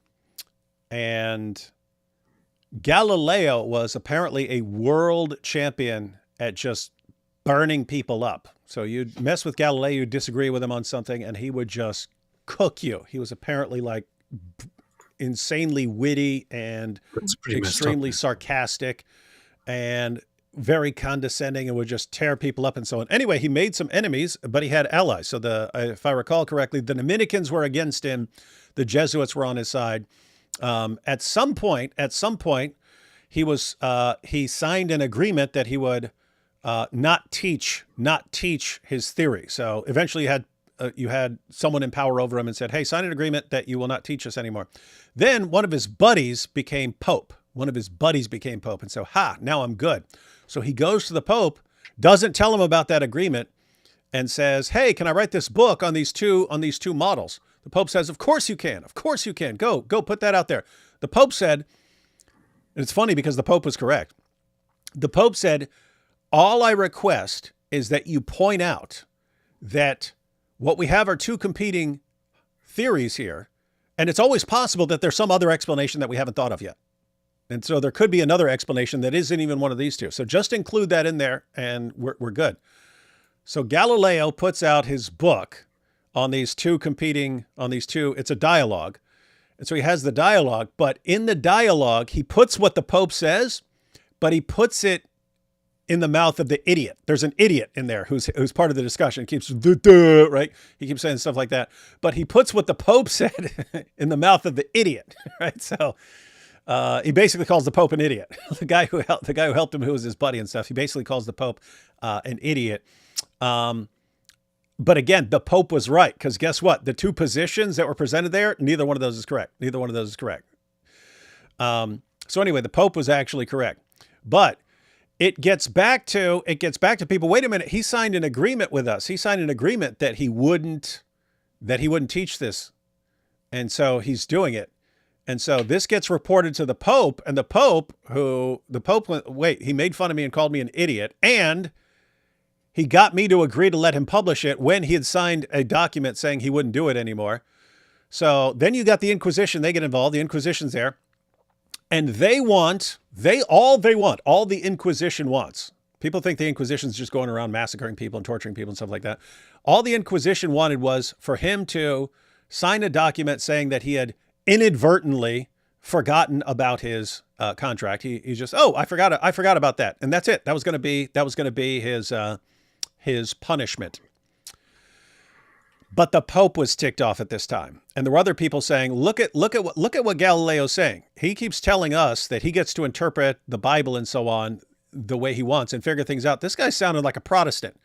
And the Catholic Church at this time is pretty darn concerned about how things are going with Protestants. And so the Pope has to crack down. The Pope is pissed off. He said that Galileo deceived him. And he said, no, you're not just having him sign a document saying he inadvertently did that, because he obviously didn't. And Galileo's ultimately sentenced to house arrest, right? And so you have all these things going on that are the background of this story. How does this get presented over the centuries? It just gets presented as, you see, this is what happens. This is the relationship between science and religion. Science tries to go figure out the universe, and religion just crushes it and tries to stop it. And it's like, you have no idea what actually happened, because if you look at what happened, I mean, you had the church supporting Galileo for a long time, until he starts doing things like, I don't know, calling the Pope an idiot and violating his own contracts and so on. And at the end of the day, he had to finish his life in a luxury house of his. Well, it sounds like he deserved it, Like, don't act like that, bro.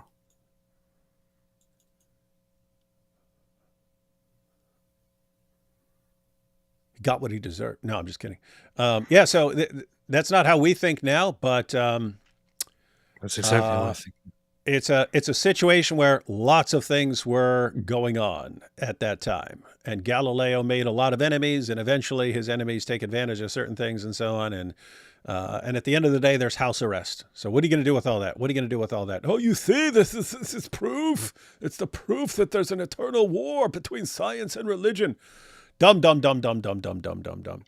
It's kind of a funny thing. On the one hand, so in the actual story, Galileo is kind of a dumb jerk who does something that you probably shouldn't be doing, and then gets punished for it.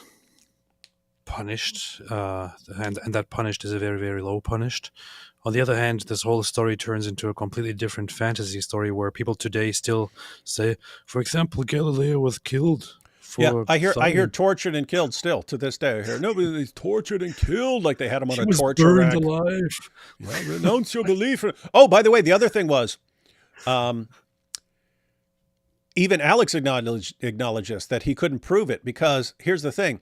People think this is the conflict between science and religion. This was a conflict between science and science. You had a bunch of scientists on one side of this issue. You had a bunch of scientists on the other side of this issue. And again, this is what I referred to as the curse of knowledge. We can't understand what the thinking is like because we know. Now we know. Back then they didn't know. And people don't understand how insane the Copernican model sounds. So, okay, here's the sun. The sun is at the center of the universe. That's why I said this is incorrect.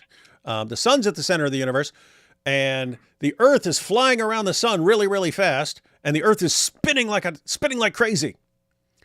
It's like, okay, right now where I'm sitting right here, I'm spinning really, really, really fast. Yeah, you're spinning really, really fast. Okay, until you get some later guys like Isaac Newton and so on explaining some further concepts, that sounds insane. I mean, just imagine someone came along with something that we wouldn't know right now. Imagine someone said, "Hey, your room right now, the room that I'm in, spinning at 1,000 miles an hour like a top." I think, what the heck are you talking about? What are you talking about? That sounds idiotic. Guess what? It sounded idiotic to people back then. So Galileo was offered an opportunity. Okay, prove what you're saying is true. And of course you couldn't. At the end of the day, it's just, okay, the mathematics works out a little better. The math works a little better when you're trying to put together, when you're trying to account for all our observations of the universe.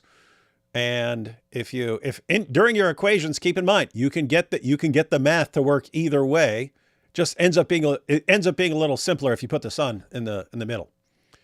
And that's the basis of that. It's like, okay, for some people, that's enough. For other people, okay, I don't care because that's insane. The idea that the Earth is spinning really fast and we're just hurling through space. I'm looking around. I feel pretty darn steady right now. I don't feel like I'm moving. So what you're saying goes against everything my senses are telling me right now. That was the situation back then. And so Galileo was an Abdul. Yeah. So guys, imagine we think, Galileo came and presented the scientific facts.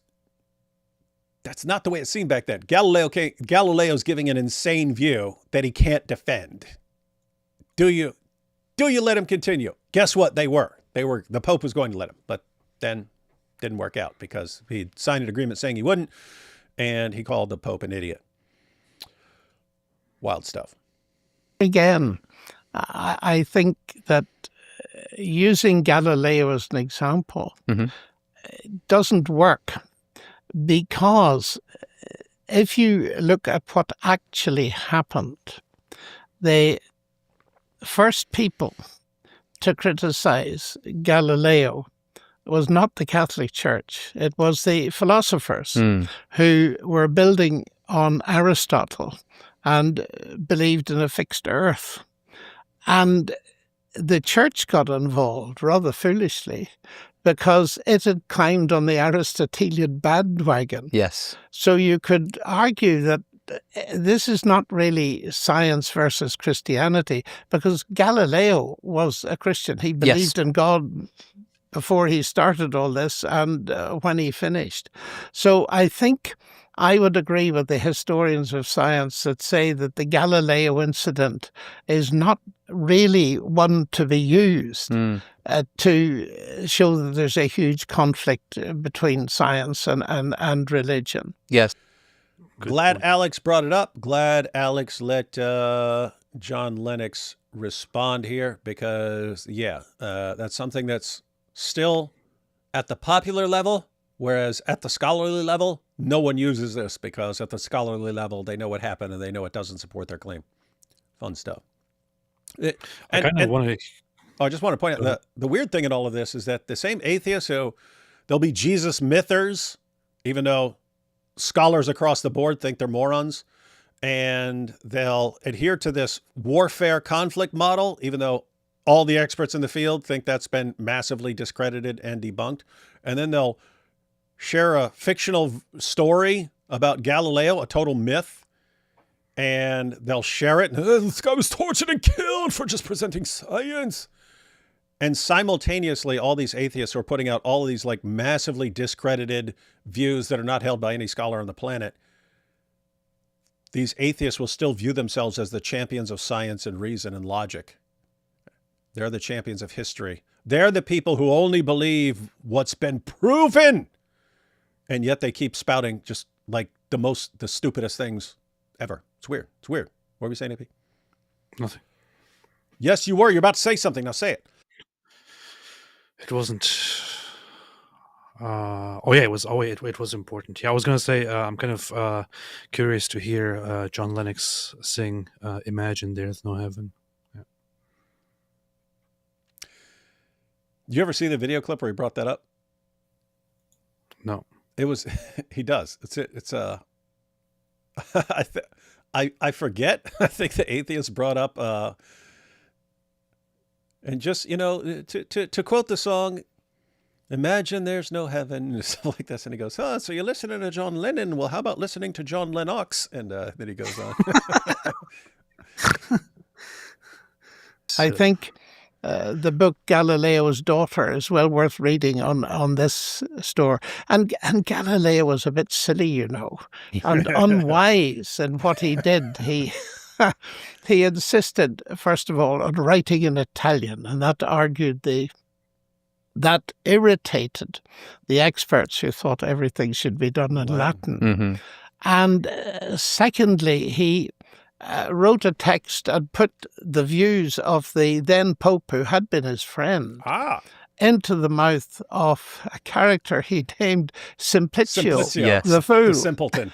And hey, this is cool. I already just pointed all this out, but you're getting confirmation of everything I just said from John Lennox himself. So you know I'm not making stuff up. as for PR, I think he comes fairly near a zero, Yeah, actually. and he'd been told by the Catholic Church not to write about heliocentrism, but there was some dispute over what he was allowed to do, and so he writes this philosophical dialogue where he's like, well, I'm not writing an essay in favor That's of heliocentrism.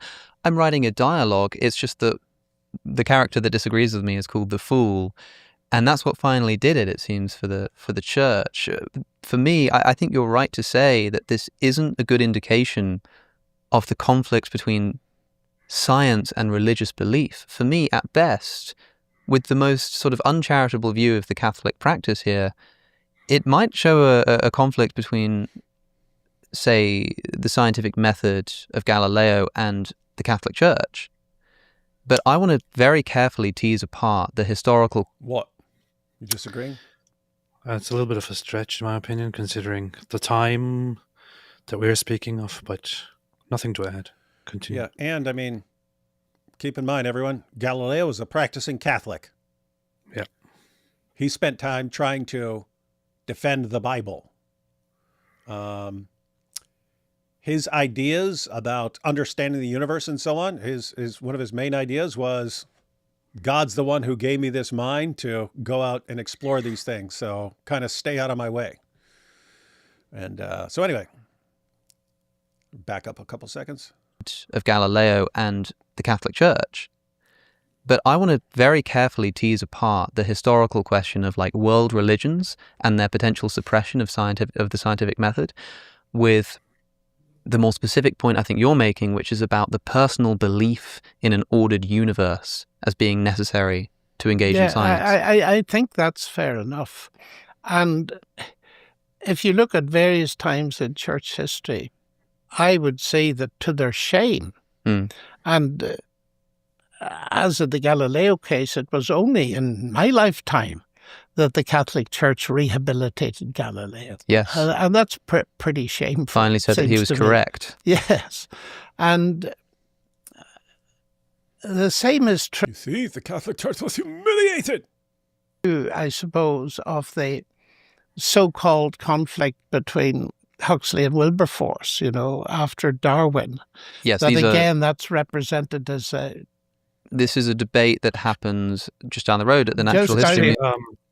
I just want to point out, as they're having the conversation right now, it began with, is there a conflict between religion and science? And then where exactly is that, that conflict or that contradiction supposed to be? Where exactly does that take place? Because it is obviously not taking place anywhere between the Christian community and Christian churches and science in our time, in terms of being actively suppressed or denied by Christians or Christian churches. If you want to argue that there is that the Christian worldview diminishes science in some way or another, I guess that could be a discussion that you can have. And that could be an interesting discussion to go into, but I don't think that there is any instance or any evidence at all, especially over the last 100 or 200 years, that there is any conflict between Christianity and science. On the contrary, the Catholic Church in question here has been over the last centuries very supportive of scientific development and has been actually a great contributor as well. Protestant Christians have no conflict at all with the exploration of science. So there is no active conflict, but is there a conflict between the Christian mindset and the scientific mindset? I guess that could be a question to further explore. So as far as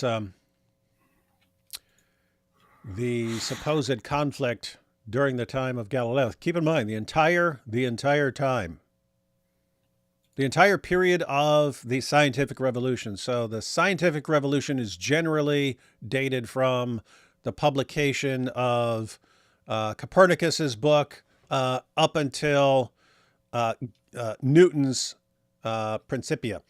And so it's basically, I think, about 200 years or so. But I mean, keep in mind, everyone's Christian during this time.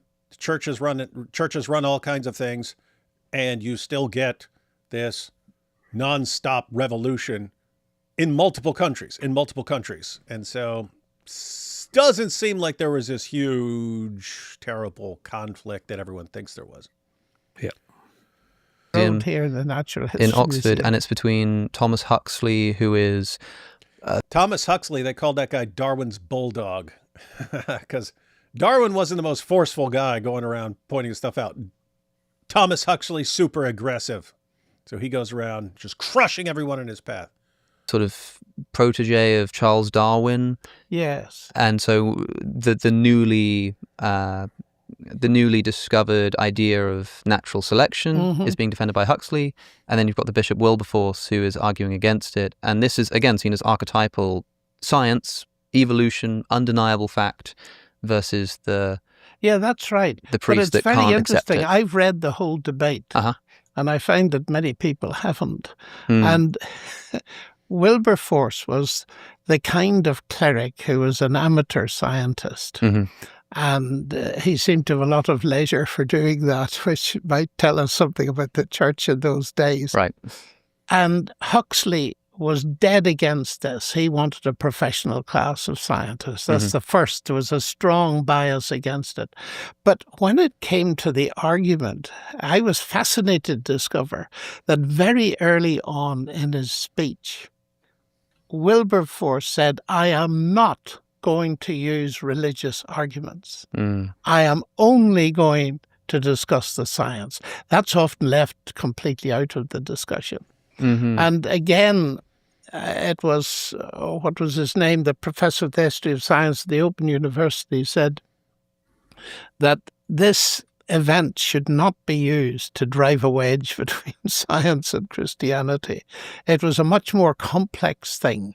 It was a sociological thing as well. Yeah. The push to have professional scientists get rid of the clerics, turn the churches into temples to Sophia, the goddess of wisdom, and all this kind of stuff. There was much more going on than...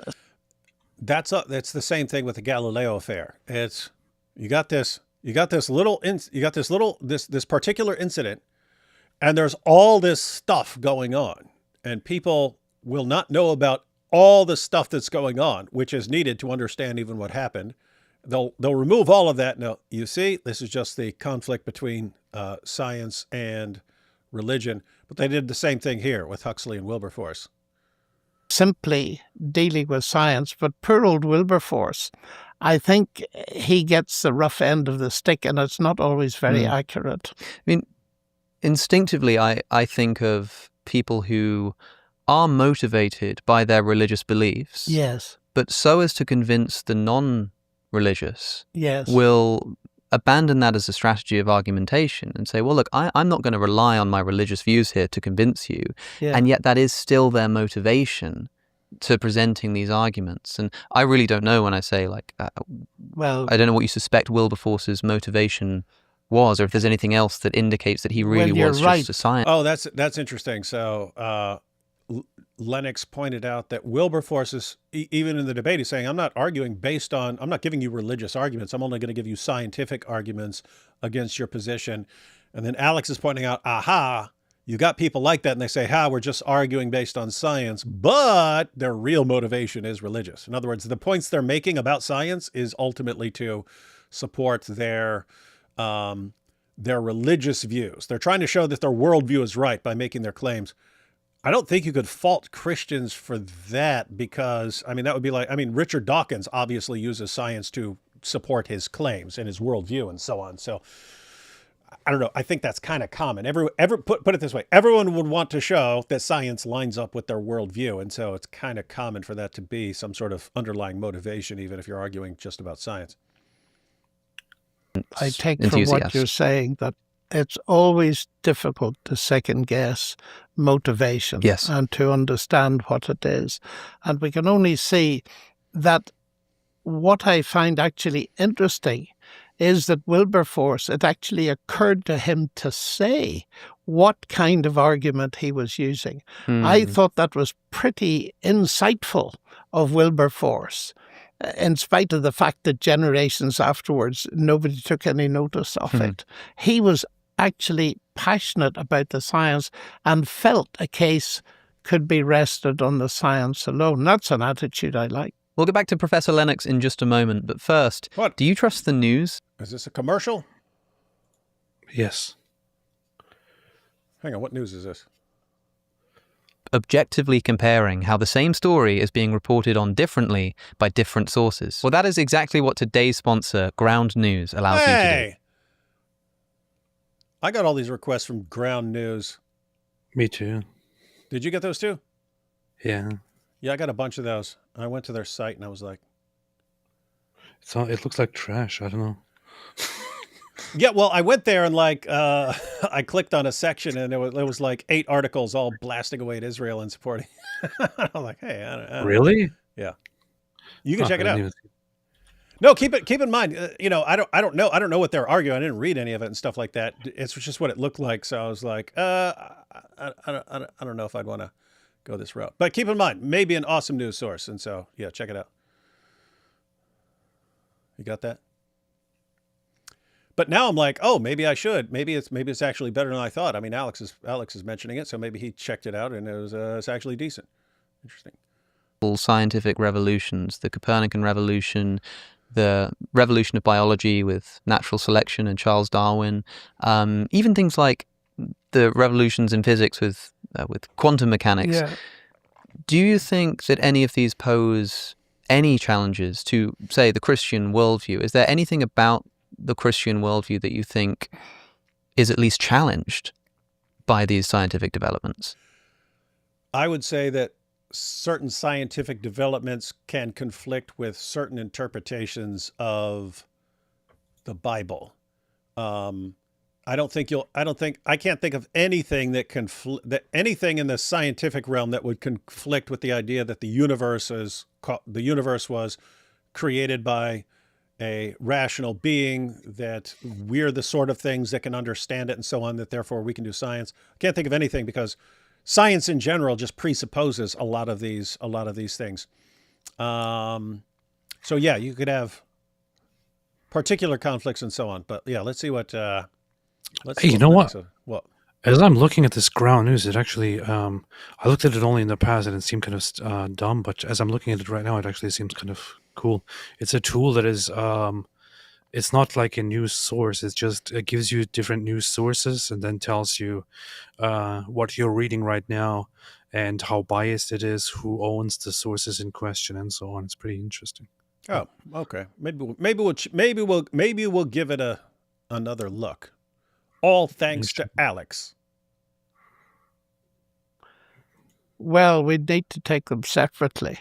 And certainly, as one person has said, at least one, that Darwinism proved to be an engine of atheism. Yes. Well, I think this is the most important example here is And probably evolution. It is. Yeah. Quantum mechanics actually, to take your other example, for some people, opened up the possibility of freedom and all the business of giving, to put it this way, which I don't really like, space for God, so to speak. Yeah. And not confining the universe to be a deterministic entity. I think that it is a very interesting case in point that a lot of people jumped on the Darwinist bandwagon, and until relatively recently, it was often used as a reason to get rid of God in some way or other. My thinking of it is, well, it's quite complicated actually. First of all, yeah, guys. So talking about the Darwinian evolutionary picture, once that really comes out and people absorb the idea, and they still believe that life can form on its own by, just if you got enough time and so on, and you got some stuff there, give it enough time and life can form. And once you've got a little living cell, then evolution can take off and so on. Yeah, turns out that while this view is spreading, hey, we don't need God anymore because we've got all this figured out, they had no clue how complicated things actually were. They used to they thought that living cells, the cells that make you up, were just little blobs of protoplasm. They were simple, and they thought you could get the protoplasm through some chemical reactions, and then you could just get a cell. And then it's the arrangement of these cells that give rise to us. And so we're sophisticated combinations of really, really simple little cells.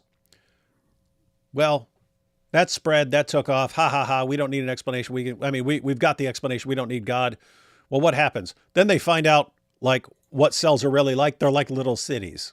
They're like miniature little cities or factories or whatever you want to call them. They have massive amounts of information, coded information that tells all these cells how to make you up. It's right in the cells of your body, there is a set of instructions that contains all the instructions for building all of you. And if you think what it would take to a set of instructions for, something like this little blade or something like this, it'd be a pretty sophisticated set of instructions. Now imagine coming up with a set of instructions for building all of you, such that if you had that set of instructions and you had the technology, you could just build this person. Be pretty serious set of instructions. That's what's in your cells. So that's what they find out. And then you've got all the parts that are doing everything. And then, again, it's like little cities. You've got the language of DNA and then the language of proteins and the process of reading the DNA instructions and then actually building the protein. It's called translation because you're translating from one language to another language and so on. That doesn't sound like what I would expect from the idea that this is just really simple little blobs of protoplasm and so on. So anyway, point is perspectives are changing. The idea that there is a creator God is not going to be refuted by a biological theorem. I'm not even convinced they're in the same kind of category. Mm-hmm. That, in other words, evolution, whatever it does, and I'm saying that quite deliberately, whatever it does is not an argument against the involvement of a creator. I spoke to one very leading, well-known biologist who is a strong believer in evolution and is a Christian. And I said to him, in the end, if I'm pushed to it, God can do it any way he liked. So that if it happens to be that way, that is not an argument against the existence of God, any more than the existence of an automatic self-winding watch, which uses random motions of your arm to wind itself up, is an argument against the existence of an intelligent watchmaker. Mm-hmm. Y'all catch that? Actually made an important point there. So the idea are there scientific discoveries that are going to discredit God or something like that? And Lennox pointed out, God can create in all kinds of different ways. So what if you figure out, I just figured something else. Well, that's the position that the pioneers of the scientific revolution were in. They were trying to figure out how God could do it. They're trying to figure out how God actually runs things. And so when they go out and they say, now we figured out this law of nature, they didn't say, now we don't need God anymore. It's, this is how God is doing things. And so he's pointing that out. Whatever you figure out about the universe, you're figuring out how God made it. And so how is that going to conflict with God? And then he compared it. He said, so, I've got a watch right here. If I look at the watch, guess what? I can explain everything that's going on in the watch. I can explain everything that's going on in the watch just by appealing to what's going on in the watch. So you got these, and you can. It's you can explain everything that's going on in the watch by the parts and so on. So you think, oh, this needs no further explanation. Well, how would that conflict? How would saying, hey, I can explain everything that's going on based on the internal parts, how would that conflict with the idea that the watch was made? All you'd be figuring out, if you examine the watch very closely, is how the watchmaker made it. That's what you'd be figuring out. And so it's not like you're gonna take a super close look at the watch and then, oh, this proves that it wasn't made by a watchmaker. That calling in of randomness doesn't get rid of God at all. But of course, if you're going to use evolution as an argument against God, first of all, you've got to know that evolution is true and you've got to define what it does. Mm-hmm. That's the first thing. And here you run into very many more difficulties now than you would have done 20 years ago. Right. Yeah. Way harder And to explain I that. just make 2 points, and they're quite important points. And that is, we need to distinguish between evolution and the origin of life. Mm-hmm. Now, Richard,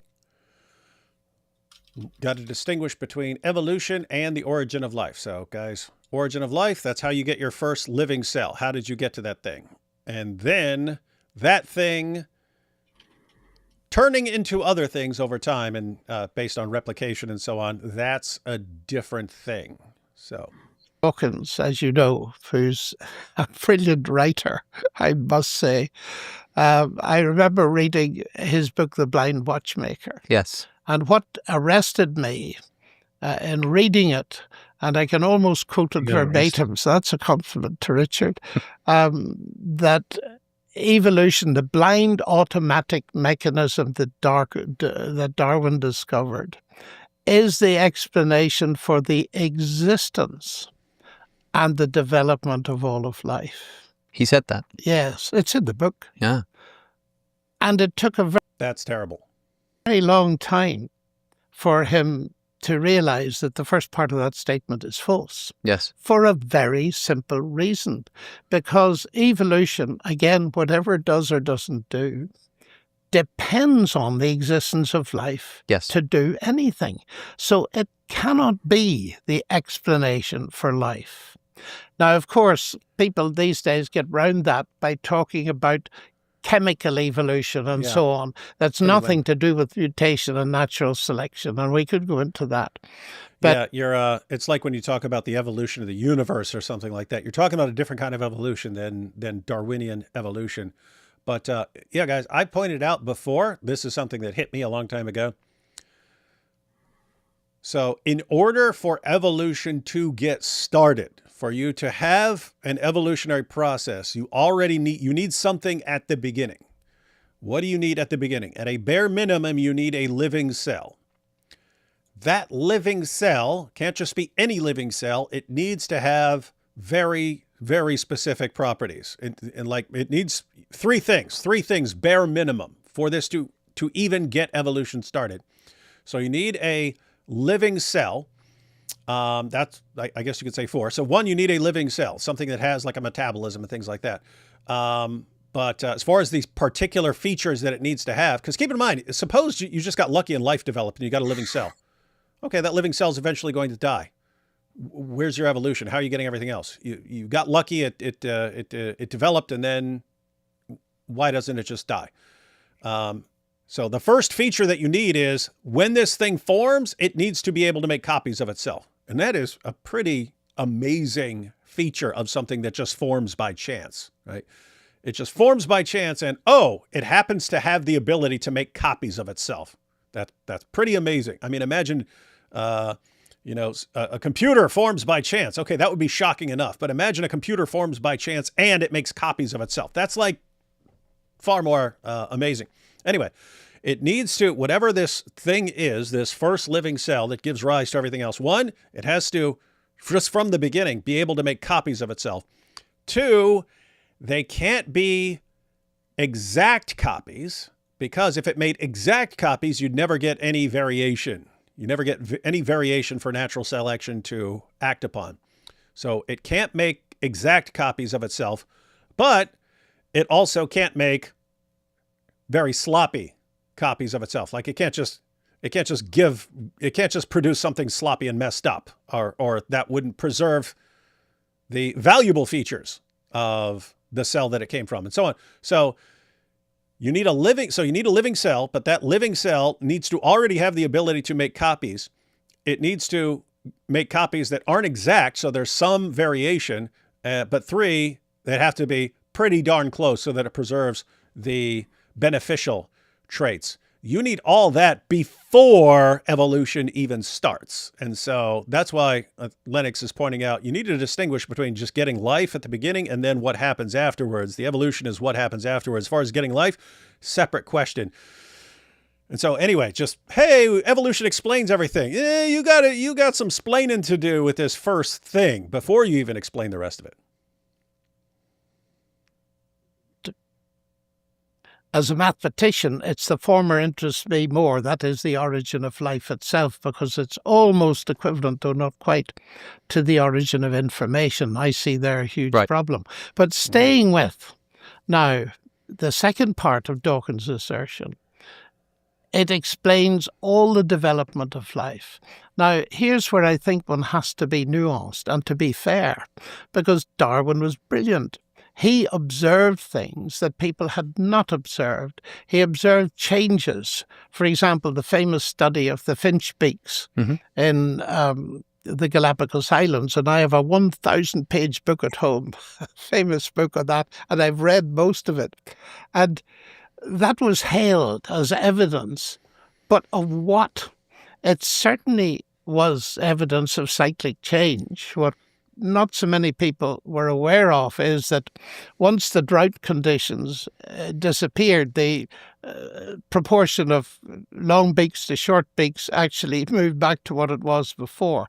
But nevertheless, he could see that something was happening that filled niches and enabled existing creatures to adapt to new niches. Now, that seems to me to be uncontroversial. I can't help it. As he's talking, as he's talking about niches, I can't help but think of Zachernik. You see, they were pecking at niches. The birds, they were pecking at niches. And it's like the difference between someone who has no clue what he's talking about, but he's talking to a bunch of morons, and someone who does know what he's talking about, he's talking to Alex O'Connor. Like totally different. But anyway, that's the fruit of Islam and the great respect for science in Islam. Because we can observe it. But when it goes beyond that to the creation, if I might use that word, of new life forms or all this kind of thing, I think that's a very different matter. Now, I'm very aware that I'm not a biologist. And secondly, I believe in Richard Feynman's wonderful dictum. He says the scientist outside his own field is as dumb as anybody else. And That's funny. The scientist outside his own field is as dumb as anyone else. Remember that, but I have tried to read my biology, especially in recent years. And I comfort myself that everybody from Darwin to Dawkins wrote for the intelligent public. They expect us to understand what they write. And I have a huge difficulty with that kind of what we may call macroevolution. But much more interestingly is what has happened in the last few years with so-called systems biology, where the Darwinian mechanism, well, natural selection was his, mutation was later. But if we put both together and we have the neo-Darwinian hypothesis, that has been called into very deep question as being totally inadequate. Here in Oxford, Denis Noble, one of the most fascinating characters, fellow of the Royal Society, and he's debated Richard on a number of occasions. And his argument is really in the end that natural selection, that neo-Darwinian thesis He said Israeli. doesn't need to be modified. It needs to be replaced because it's completely inadequate. Uh-huh. Because now, and here I'm just What'd you say? I heard it. I heard that too. Yeah, we always hear this stuff. say what I read. The problem is, and it's a chicken the egg problem, that most simply perhaps can be realized. Here is DNA. You can't get DNA without a cell. You can't get a living cell without DNA. So how does that work? And what seems to me to be happening, and I've actually written quite a lot about this in a recent book, Cosmic Chemistry, Do God and Science Mix, that there appears to be a top-down causation. And it leads to a huge problem because it was enough level of complexity to discover that the DNA molecule was not simply complex, it was linguistically complex. Mm-hmm. Linguistically complex. It's a language. Got it, everyone? It's a language. Hey, by the way, this is interesting because he's pointing out some very important elements of the overall theory that we're all told explained everything is now seen as inadequate. And so you're ending up with this situation where people on kind of the new pioneers who are pointing this out, this is inadequate. The explanatory resources you have available to you on that theory do not account for what we actually observe. So you need a new theory. You need to scrap that theory and come up with a new theory that actually accounts for these things.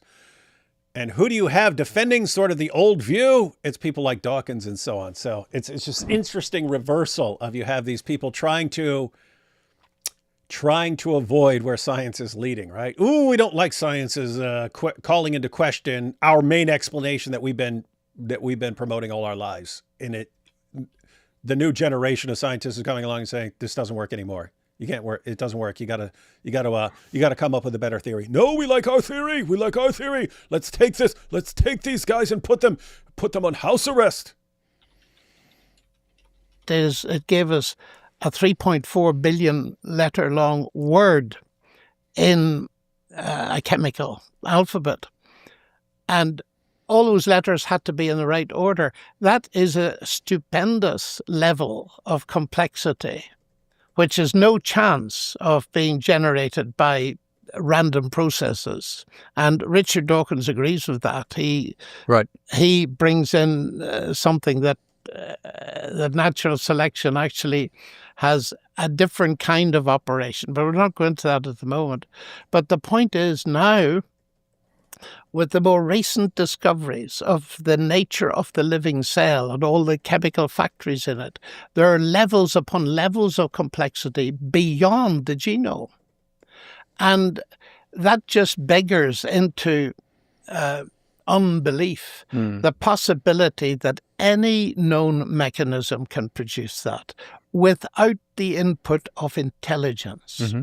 Now, I'm in your boat, but at an even sort of lower level below the deck, in that it's not just so much outside of my scientific expertise, biology, but I'm not even a scientist. And so it sounded like Lennox was pointing out, okay, so we thought we just had to explain this complexity of DNA and so on, and then Lennox is pointing out, no, actually, turns out you need it in a bunch of other areas, and this whole thing just doesn't have what it takes to explain this stuff. So they need a new theory.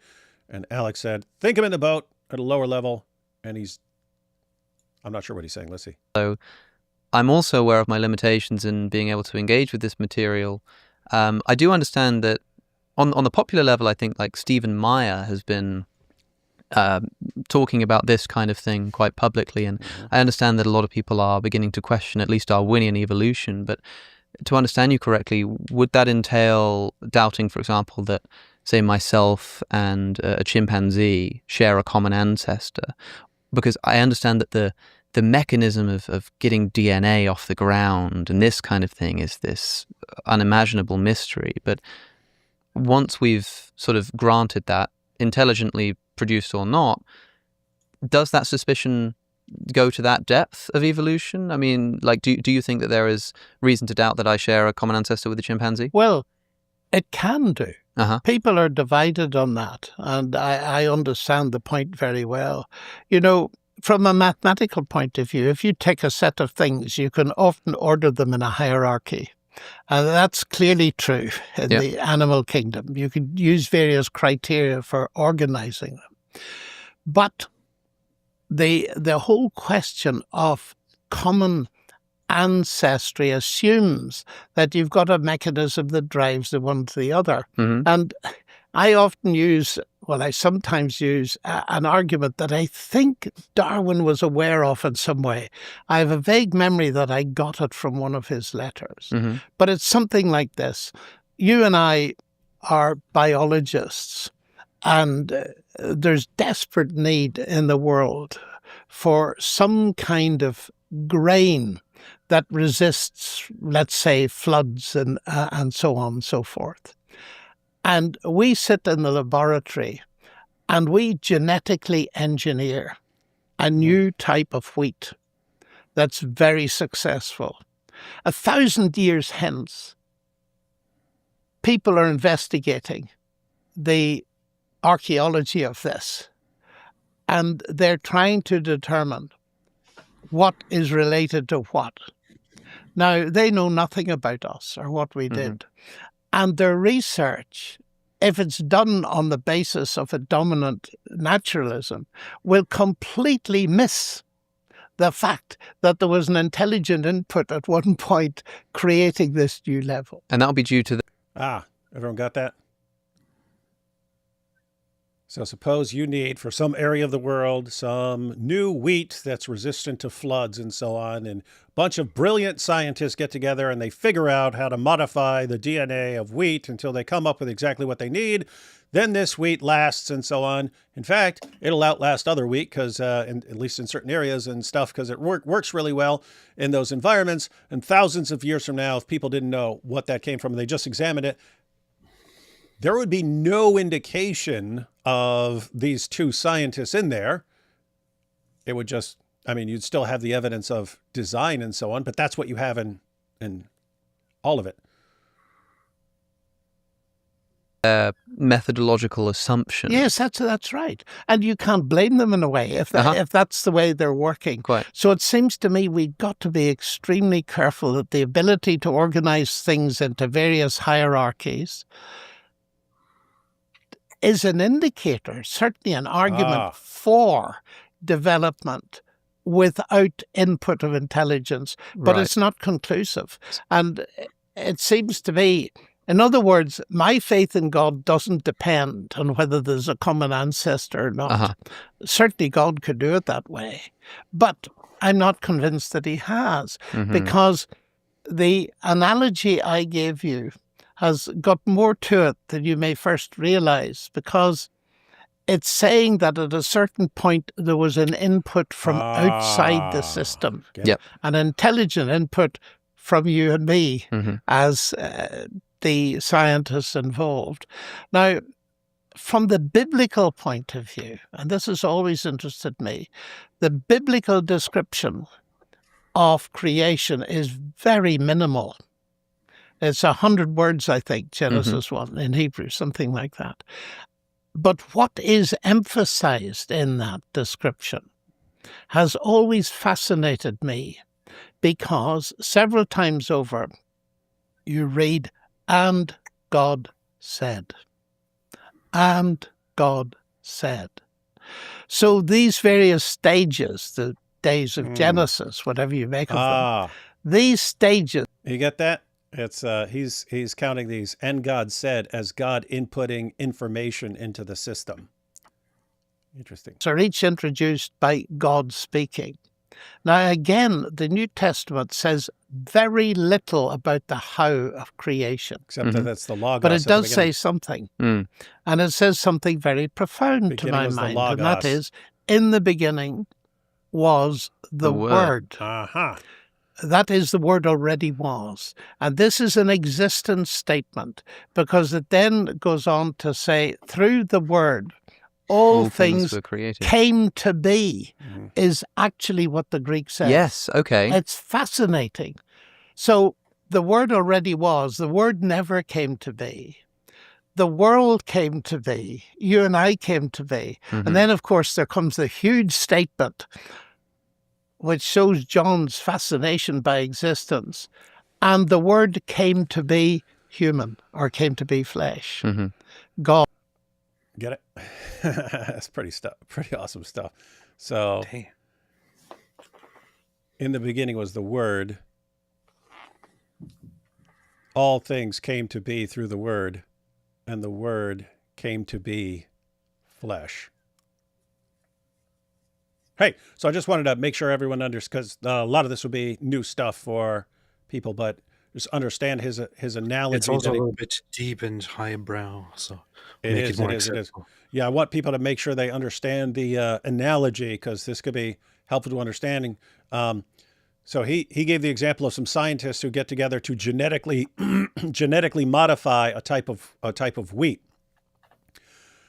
Centuries later, thousands of years later, if you were examining it, and if you were to figure out how this wheat arose, you would say, oh, it sprang off from this other kind of wheat. And you would think, oh, it's just natural development. And he's pointing out, no, there was actually information from outside agents who were deliberately making the changes. And so his point is, if you're looking at the history of life and you go from single-celled organisms to multi-celled organisms, and then to completely different kinds of, plants and animals and so on. If you're looking at it and you say, oh, these all have just this common ancestor and it all happened naturally, he's saying, well, why wouldn't you think that this is God inserting information into the system as time goes on? And then he points out, look at what you have.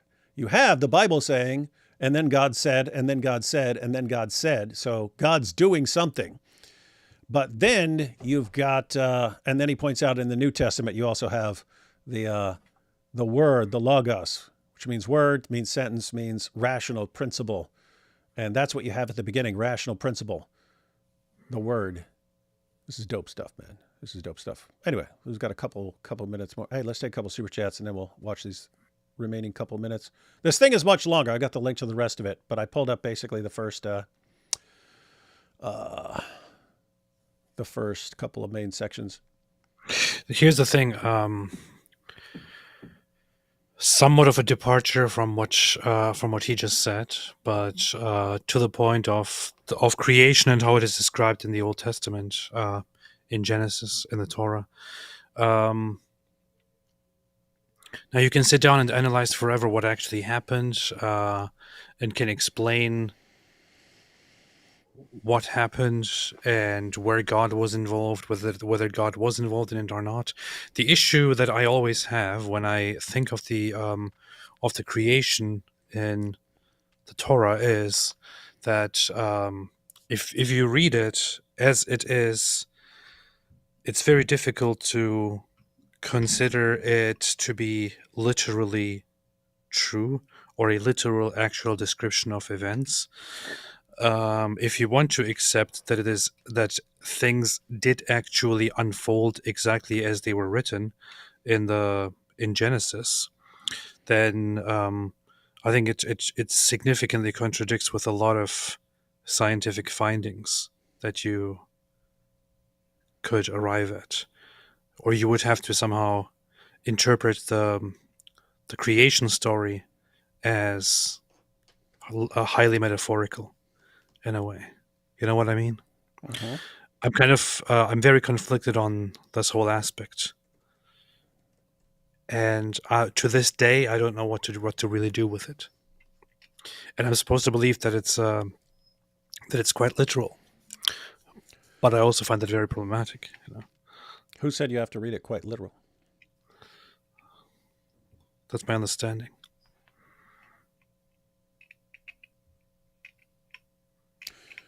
You got some different views, AP. You got some as far as Lennox. What's interesting is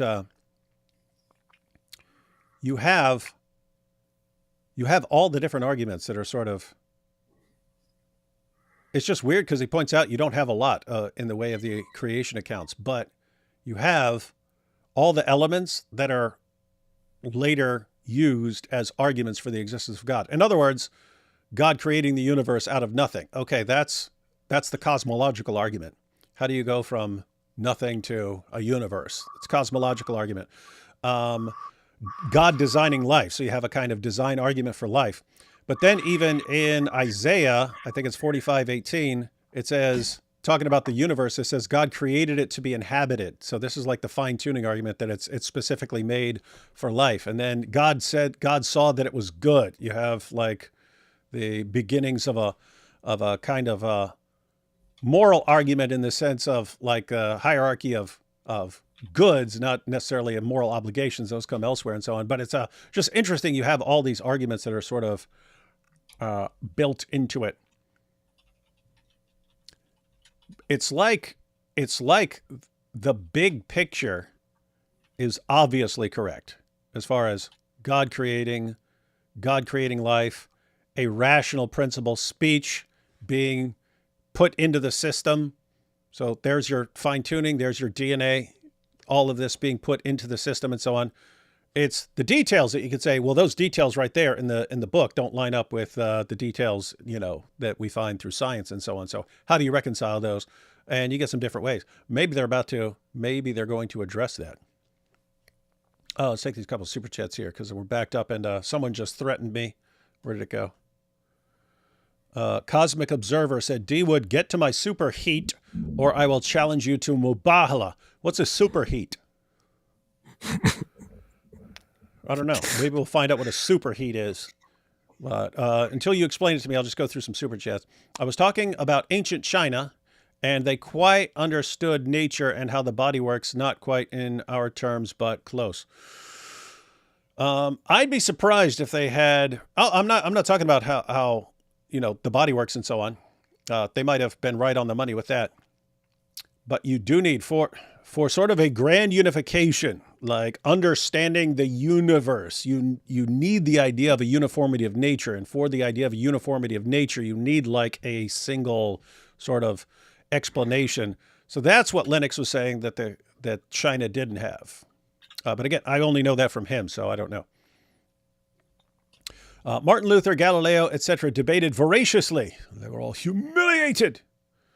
Will we get another Christianity is based moment? Oh, you mean from Alex.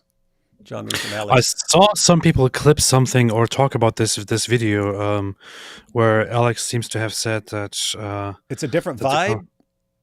The conversation around Christianity has changed very much lately. Yeah. And yeah. He seems to be warming up a lot. I don't think I saw the clip. I may have. I don't think I saw the clip, but I think I saw people saying, hey, look at this. Check out this clip. It's Alex saying that there's a different vibe with Christianity now. He seems to have also become very, very sympathetic toward Christianity compared to years ago. He was never like Alex O'Connor was never one of those annoying, hostile atheists. He was always, but he was more. Respectful. He was more. He but, was but more he was that very, than he was very, now. Yeah. He was very outright, denying and very, very much atheistic, very much cold-blooded atheistic. He seems to have dropped much of that over the years. And you can see a lot of Christians in his comment section really appreciate what he does and all that. Even with this conversation, I don't know. I'm kind of fascinated by Alex and where he has come, what he has achieved. He now has like celebrities and all that on his channel to interview. It's like in a few years, this guy will be very, very huge, and he deserves it because. I've always said and always thought he's a fantastic guy, very intelligent, very smart, knows how to listen and how to speak to people. Well, much respect. Well, why don't you just marry him, AP? I was going to, but then I became a Christian. Yeah. Hey, Kenmaru7 says, David, please talk to someone who understands evolution. I mean, it's been a while, but I do have a degree in biology. I took courses on evolution, genetics, ecology, anatomy and physiology, and so on. So, are you just one of these guys that says, "Oh, why don't you talk to someone who knows this?" when you don't have any clue what you're talking about? How about debate, Richard Dawkins? The Pope was right. It's a scientific miracle. That's true. The Pope was right. D. Wood is Catholic confirmed because I said the Pope was right. People can quote me. The Pope was right. It's worth noting that the Pope also urged Galileo to present the two cosmological models in an unbiased manner to let the reader decide. However, Galileo wrote his pet option as clearly being right. Yeah, he ticked off the guy. Hey, this guy's my buddy. I can do whatever I want now. Science grew in spite of Islam. The Pope was his patron. Was it? That was one of his buddies from back in the day, and the guy becomes Pope. He's one of Galileo's early supporters and so on. Then becomes Pope. And Galileo's like, ha ha! No one can stop me now. Wrong. Ticked off the wrong guy. Science grew in spite of Islam, not because of it. No, Islam is the truth.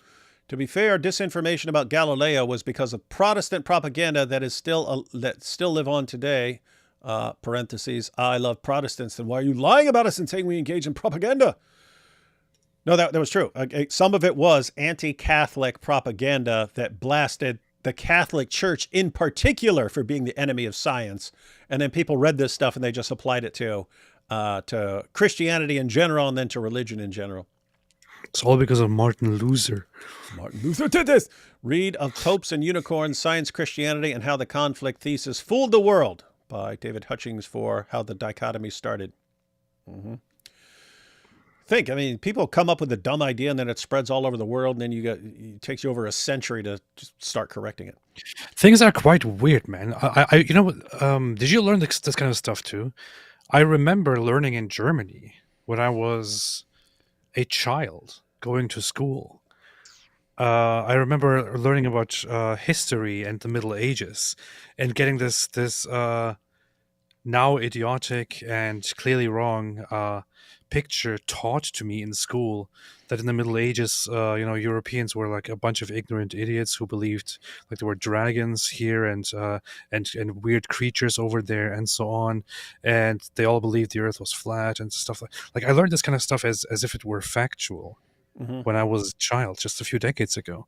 And we now know that much of that is just complete nonsense and a complete twisting of what actually was. Yeah, that's the thing that bothers me. As far as people, not knowing everything or getting things wrong or having an incorrect theory and so on, no problem. We're human beings. The atheists, when they came along, they absorbed all these things that were just taught to them. But no, we're the champions of science and reason who only believe everything that has been proven true. It's like you believe all these things that are like demonstrably false. You're completely out of touch with everything every scholar says in every field, and you're simultaneously claiming to be the champions of reason and science and logic and so on. It's just you got duped. A bunch of people said, "Hey, join our group," and you get to claim to be the smart ones who only go where who only go with science and evidence and so on. And it wasn't true. Silly. AP, more like BP, hubba. You got a fan here, the van. Empty glove, made an image of hand, only useful on hand. That's true. Atheists will often use evolution to argue against Christianity. So what then? Are they using their religious ideas as their motivation? What about Christians who ascribe to evolution? So as far as pointing to someone's motivation and saying, but your real intention with this is that, we kind of discussed that. But Dawkins would... The new atheists are all, science points to us. But when someone uses science to say, actually, this points in the opposite direction. Oh, you're just using us because of your religion. I love science. I'm seeing if you explain human development correctly because I'm a bio major and I'm Christian, but you did okay. I didn't really explain human development. I talked about life and DNA and stuff, and I was 100% correct about all of that. I challenged Paul Williams to this is Chad Winger, the ultimate Dawa destroyer. I challenged Paul Williams to an MMA fight to prove I'm the ultimate Dawa destroyer. Dawa has no courage to face me. Aha. Yeah, Paul Williams would be the ultimate foe. I feel like Nick Fuentes is the human version of the Grinch. Even his voice is similar to how I would imagine a human version of the Grinch to be. Powerful. I'd like to encourage you. Is the Grinch gay though? I don't think so. Hey, we have some from Solaria here. I'd like to encourage you. I'm trying to think. There was no Mrs. Grinch, right? All he had was his dog, and who knows what he was doing to that thing. We saw him pretty mean with that thing. Anyway, I'd like to encourage you to accept the Ground News sponsor. Their broad spectrum aggregation of news and the tools they provide are most appreciable. This tells me all I need to know, so I'm going to reject it. Yes. Solaria said you're a good news source, so we know you're wrong. Thanks, D. Wood, for explaining everything to AP. Yes, AP needs everything explained to him. Regarding creation, AP, interview Ken Ham from Answers in Genesis. That would be the literal interpretation of Genesis. Do you want someone on that? Now, here's the thing. As soon as I heard the recommendation of Ken Ham, I suddenly went back to my ultra-atheist persona in my head, and I was going to say, no, what the... Then I feel like, okay, I don't want to react like that anymore. Still, it'll be a little bit too much to go to Ken Ham. Yeah, especially now you're learning the basics and stuff. Yeah, so at some point, we'll give a Protestant, a Catholic, an Orthodox guy, all experts in their fields, an opportunity to lay out their best case for their respective positions. And maybe we do that with various views of creation. We'll get the young earth, the old earth, the theistic evolutionists, get them all in there. And let the people decide. AP, just curious, what does the cross on your shelf say? Thanks, God bless you, and D. Wood and your families. I was wondering, is that a Quran cross there? What is that? No, it's actually it's the Lord's Prayer in Arabic. Nice. So, and I was trying to kind of learn the Lord's Prayer in Arabic as well, but I thought it would make for something good to also combine the whole Islam stuff with actually showing Muslims and Arabic speakers a different way. There is what I find interesting is as I'm joining the Orthodox Church, I see that there is a lot of Arabic influence and a lot of Arabic use in great parts of the Orthodox Church, and the Antiochian Church very very heavily uses Arabic. But even in my own in the church that I go to, which is a Greek Orthodox church, for example, the priest will occasionally do things like say different things during the liturgy or the Lord's Prayer in different languages, including in Arabic. And I feel like I've had this aversion toward Arabic after Islam, although I did listen to Arabic music here and there. But recently, with my interest in Christianity, I kind of started rediscovering this whole something good about Arabic, and I don't know. You could direct Arabic speakers toward Christianity instead of Islam, and I'm just exploring that part a little bit. You should scan that cross and print up T-shirts with that on it, man. Maybe I should. And then it'd be a cool conversation starter, right? Some people have problems starting the conversation. You get that across with Arabic on it. People are going to be like, "Hey, what's that?" And you say, "Oh, it's the Lord's Prayer in Arabic." Well, why do you have that? Well, let me break it down for you. Yeah. That's a good point. I'll do that right now. Pretty based. What are each of you guys' favorite Bible chapter? I don't know if I pick one. Kind of depends. As far as interesting ethics and so on, Sermon on the Mount, but that's 3 chapters. That's Matthew 5 through 7. The love chapter, 1 Corinthians 13. You got the resurrection chapter, 1 Corinthians 15. Got some other cool chapters. Got some really cool Psalms and so on. Prophecy, Isaiah 53. Anyway, do you have any response to this, AP? Do you have a favorite Bible chapter? Yes, it's Ecclesiastes when it says everything is meaningless. No, a while ago I would have gone for something in Ecclesiastes, but more recently I've kind of come to really like a part that I focused on because it was very relevant to what I was studying and preparing, which was Romans 9 through 11. But then another thing that I'm also very much focused on for the same reason was John 4. But recently, this last weekend, it was a day dedicated to the Samaritan woman.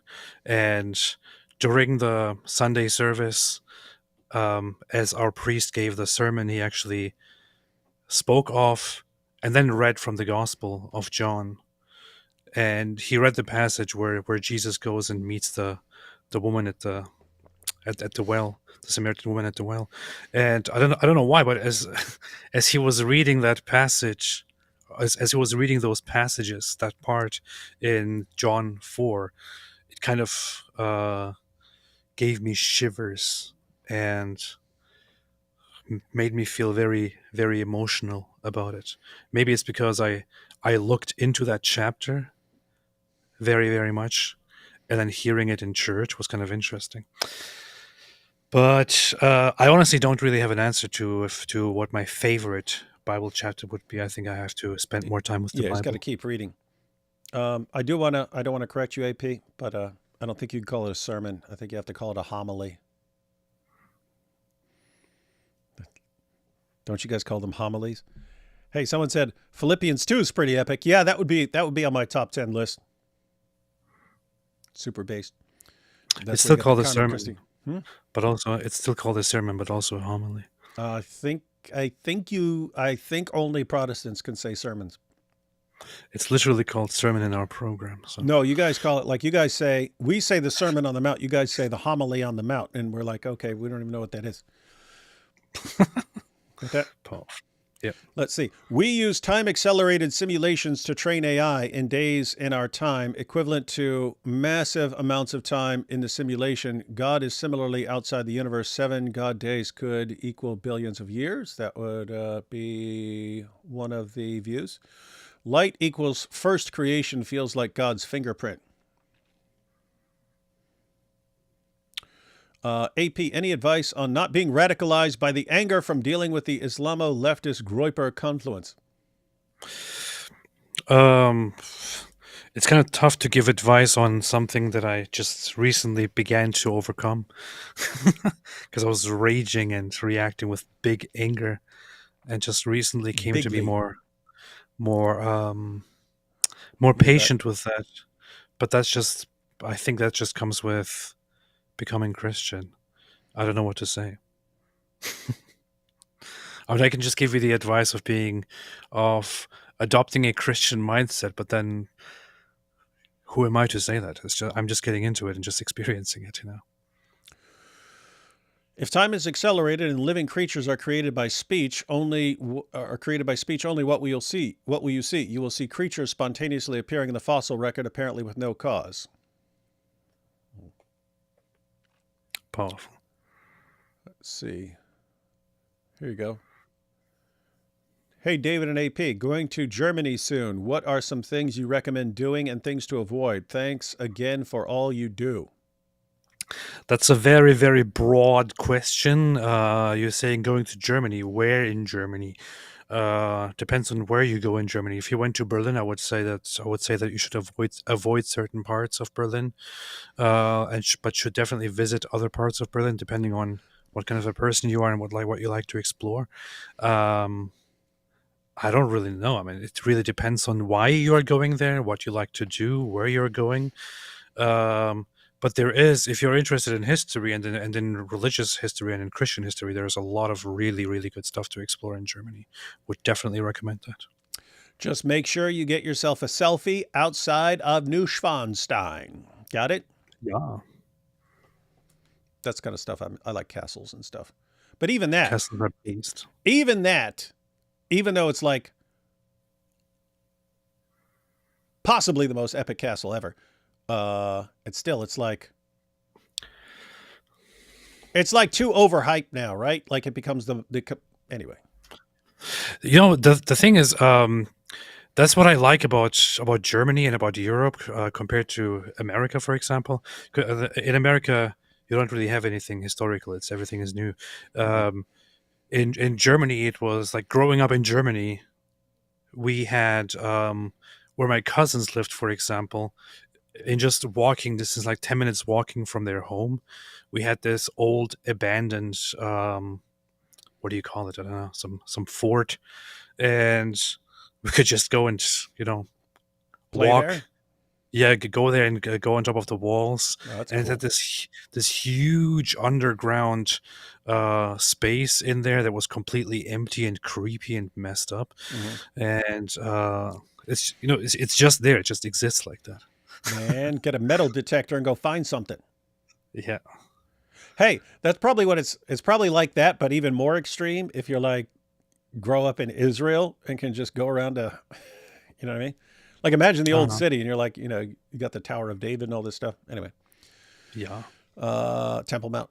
Hey, David and AP going to Germany, blah, blah, blah, blah, blah, blah, blah, blah, blah. Okay. Yeah, I'd say that. You just make sure you, get the selfie and do Schwanstein. Other than that, make sure you, have some bratwurst, some Wiener Schnitzel, order some rouladen, get a rouladen, have a big beer. Just be advised. Sometimes you order a beer and they'll say, "Hey, you want a small or a large?" You say large, and all of a sudden they bring you this beer. It's like the size, like half the size of you and stuff like that. Islam equals convincing proof. Momo's night journey wasn't to Jerusalem, but to the men of Al-Zut. He powerfully redefined battle from your mama to his booty. This is all very, very, very rude stuff. Darn, I should have titled that video. Maybe I'll put it on the thumbnail. Muhammad's real night journey. My Al-Zut video. AP, check out Hugh Ross' books on creation. I have to say, Hugh Ross's book, The Creator and the Cosmos, was the first apologetics book I read after becoming a Christian. Randy gave it to me, and I was in a cell, and I became a Christian, and then I read Hugh Ross, The Creator and the Cosmos. But I didn't know. I just thought I was reading a book about Christianity. Eventually, the first apologetics book I read that I knew was apologetics was Josh McDowell's More Than a Carpenter. That's where I was like, oh, wait, what is this book? Because I read the book and I liked it. And I was like, what is this? And it's in the Christian Book Distributors catalog in the apologetics section. So that's where I found out what apologetics was. I always remember Hugh Ross as the guy who looks like a skeleton. No disrespect. That's how I remember people. You look like a skeleton. I know that he had a conversation that I watched a long time ago, and I thought very, very, very, very wonderful person. I might actually have one of his books somewhere here or ready to listen that I'm supposed to go into at some point. So, going to do that at some point. Inshallah. That's a smart dude. We should get him on sometime. AP, the myth of the ignorant, frightening middle-aged peasant and how it started is in the book Popes and Unicorns too. Nice. Might have to check that out. I think I have that book. I haven't read it though. AP, you got to invite and take D. Wood to a divine liturgy, maybe to your baptism service. Ha! Yeah, I'm going to go to AP's baptism. They're not going to let me in there. They think I'm a heretic.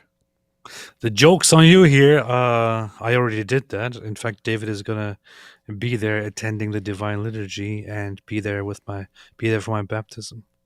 We already have AP was like, hey, can my friend come to my baptism? We're like, no, he's a Protestant. Get him out of here. And he's like, can I bring a videographer to record? They're like, yes, of course. We want this preserved for antiquity. And so anyway, he's letting me in based on me doing the recording. Yeah, but I didn't tell him that you're a Protestant. So yeah, you can bring Dave the scientist on, BA in chemistry, and well versed in physics, astronomy, and biochemistry. Only problem, he's a staunch atheist. Lol. Then what could he possibly know? And finally, I don't want to be an orthobro. I'm a Protestant. I don't want to be an Earth. Don't want to be an orthobro. Okay, we'll be wrapping up here in a second. Let's just see what their next point is. We'll make it through whatever the next point is. Then we'll stop and end. Although, AP, I think this discussion is interesting. You might want to see the rest of what they say, because we might want to cover that in another live stream. I don't know what it's. Alex does an awesome job getting interesting people, letting them talk, letting them respond to people's main. Like if you were to take polls and so on of the audience when Lennox is talking, what would an atheist want to ask next? It's pretty much right on the money of what Alex says. So he's a good interviewer. Became human, which is a central Christian claim. But sticking let me back up slightly. So he's talking about the Logos. Comes the huge statement which shows John's fascination by existence. And the Word came to be human, or came to be flesh. Mm-hmm. God became human, which is a central Christian claim. But sticking at the creation level, my reaction to that is, this is a word-based creation. Now, do we see any evidence of that? I believe we do. First of all, in the fact that lots of things in our universe are mathematically describable. That is, we can use the language of mathematics to describe them. Mm-hmm. And that is so amazing that Notice he said language of mathematics. really clever people like Einstein saw that there was a problem. And you remember the famous thing he said, the most incomprehensible thing about the universe is that it's comprehensible. Yes. He could see that there was something absolutely amazing, that someone thinking here could come up with equations that described what's going on out there. So a word-based universe at that level. But then, much later than Einstein, we discovered that in biology, life is a word-based phenomenon as well. An information bearing macromolecule, DNA. So at the heart of the two sides, physics and biology, it's word-based. And that resonates very much with me. In the beginning was the Word. And I remember, this will amuse you, years ago, I was working in Cardiff, and next to me, or almost next to me, was Professor Chandra Wickramasinghe. I don't know whether you've heard of him. He was I have heard of him, but I do not recall who he was. an astrophysicist and worked a great deal with Fred Hoyle. Mm-hmm. And we were talking about this one day. Wait, what name did he say? Is that the guy from the Chandrasekhar limit? I forget. And he'd been in America, and he'd got into one of these so-called creation trials. And he said, it's such a pity. He said, the people in America, the Christians, were very nice, but they're so hopelessly naive, they believe the Bible. And I felt I had to defend my Christian brothers and sisters, in spite of how extreme their views might be. And I said, well, actually, I believe the Bible, in the sense that I take it very seriously, because, of course, it's full of metaphor and all this kind of thing. And he said, prove it to me. So I walked over to the board. I'll never forget this. He threw me a piece of chalk, and I had to prove it to him. So I wrote, and God said, let there be light. So Chandra roared his head off. And he said, there you go. You're as naive as the rest of them. Do you think God has a voice box and lungs like they have? And I said, Chandra, now you're being naive. That's funny. He's saying you're being naive, but he interprets God said, let there be light, as God being a voice box at Lowe's. In other words, he's got simplistic thinking. This is very simple language. But if you don't mind, let me put it in different language. So underneath this, I wrote, in the beginning was the Word. And he said, what does that mean? And I went on, and all things came to be through the Word. Well, I said, word, speech, information. And he stopped me at that point. He said, what did you say? I said information. You heard me. Language conveys information, ladies and gentlemen. By the way, AP, just so you know, this is my like big perspective on this. It's like of all of the things the Bible says, it just puts this at the beginning that, let there be light, and then everything else is information. God said, let there be light, and then everything else is information added to the system. He said, are you meaning to imply that this biblical text somehow refers to the concept of information? I said, it looks like it. And then he said, does Fred Hoyle know about this? I said, I don't know. So he told him. He arranged a meeting where we had a long discussion with Fred Hoyle before he died, and I remember that so very well. Can you imagine this guy? So Fred Hoyle, he's the one. He's one of the guys who, matter of fact, I think Fred Hoyle coined the term Big Bang, but he was making fun of it when it came out. He said, "Oh, you're Big Bang." But Fred Hoyle's also the one who famously said that the laws of basically the laws of physics give the appearance that a super intellect has monkeyed with science, and that there are no blind forces in nature worthy of speaking of. There are no blind forces, and so on. So he was. He advocated some sort of intelligence and so on, but it looks like they were talking to him. Lennox wanted to talk to him specifically about Christianity. It seems to me that summing this up, sorry, it's been a bit long, this has been one of the big things in my own understanding, that God started biology according to the Bible. Mm-hmm. That is, he told human beings to name the animals. And taxonomy Yes. is the basic intellectual discipline, naming things in all disciplines. We use taxonomy. And God wasn't going to do it for them. He said, you go and do it. So God is for biology, you see. And that is a mandate to my mind, that we are left to have the interest, fascination, and enjoyment of finding out a great deal about the world ourselves. But the Bible does make this steering comment that says it's a word-based universe. And what I say is that science has come up for the evidence for that.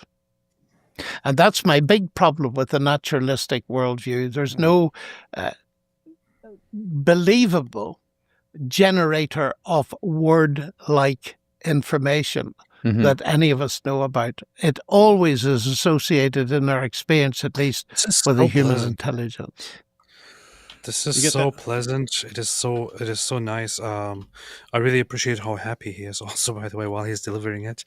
But the thing is, when I looked at the Bible as a source of information on how things came to be, how everything came into existence, I always thought of the beginning of the Bible, and therefore the beginning of Genesis. The way he just put it here is actually a very fascinating guide to not just take that, but to take what we find in the New Testament, where that is once again approached, but in a different way, as kind of a I kind of see it like right now, just as a result of what I'm listening to right here, based on what he just said, I kind of see it as the Gospel of John and the New Testament being basically a key to open the Old Testament and to understand the entirety of the Bible. It's like without the New Testament, the Bible is incomplete. The Old Testament is incomplete. The message that it conveys from the very beginning is kind of incomplete.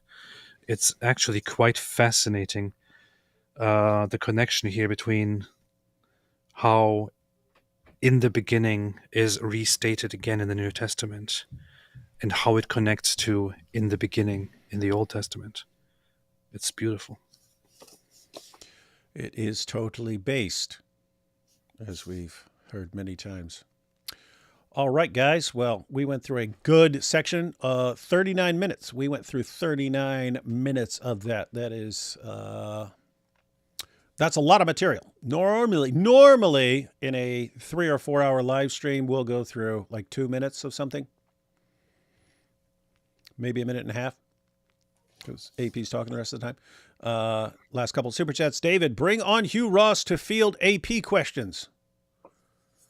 I'll be seeing Hugh Ross at a conference here in a couple of months. Maybe I'll say, hey, I want to do a live stream. AP, are you trying to make D. Wood a Kate Human too? Yes. It could be a Kate Human. I've realized the story of Al-Zut may give some legitimacy to Muhammad's prophethood. Islam was obsessed with the...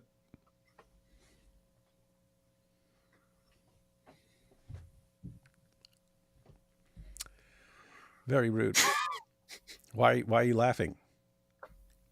Nothing. Why are you laughing? Nothing. All right, AP, you know what we're doing tomorrow? I really came to appreciate this thing here, which I recently got. I always was curious to get something like this. The new Greek-English interlinear New Testament. Very, very super based. I just want to recommend it and point out my appreciation for it because it has a very simply accessible thing for people who are curious to just go through the Greek text with the corresponding word underneath and such. It's very cool. Very, very cool option to read stuff and to check cross-reference. What we're doing tomorrow is a very good question. We will see. In due time, we will see. What? Was this a fake? Hang on. Probably. Oh, no, it's a fake, huh? Probably What? fake. What's There fake? there was a fake Wes Huff account asking to join in. Yeah, I'm going to. Stop impersonating Wes Huffman. Yeah, I'm going to block. Oh, never mind. He's already been hidden. That's good. Good job. Good job. We don't like fake accounts. We don't like fake accounts. Boy. All right, AP, you know what we're doing tomorrow? What we're doing tomorrow is, I don't know, maybe we'll have Wes Huff on and talk about the Bible or something. That would be based. That would be based. Hey, I should just text him and ask him if he's available tomorrow. Hey, message him and tell him I am not on Instagram and give him like give him my email or phone number or something like that, or both. Yeah, so it turns out Wes tried to contact me a little while back about doing something, but he was contacting me on Instagram because there is a David Wood channel there that has nothing to do with me. I have no problem with there being people posting my stuff on Instagram and so on, but apparently people think it's like my stuff. I mean, it's like my account, but it's not. Yeah, no. Wes actually texted me and said, "Hey, here's proof that I contacted David before this, so he can't blame me for not getting back to him." So all valid points. All valid points. All right, everyone. Well, we'll be back tomorrow. I might earlier in the day go live because I have to check with Jai and DOC, but our good friend Sajid has a new video out. Our new friend Sajid, I have to check that out. We'll probably want to respond because Sajid is trying to, this classic Dawa trick of trying to wear everyone down by just continuing to post responses, like so that you eventually give up. Hey, if I just post 1 million videos, they'll eventually give up responding. And then it's, they've given up. They've given up trying to refute me. They've been humiliated, not falling for it. So we're going to keep responding to Sajid's terrible, terrible stuff. But might go through that tomorrow earlier in the day. But then we'll be on AP's channel at night covering something super dope. But this was pretty nice. So this video that we watched by Alex O'Connor and John Lennox, it really made my iman stronger. Yeah, mine too. Let me just, in case you wanted to, I'll tell you the other topics. So DNA, language, and the Logos. That's what we just went through. Right after this, they go into God of the Gaps. So God of the Gaps. And then, does evolution undermine the specialness of humans?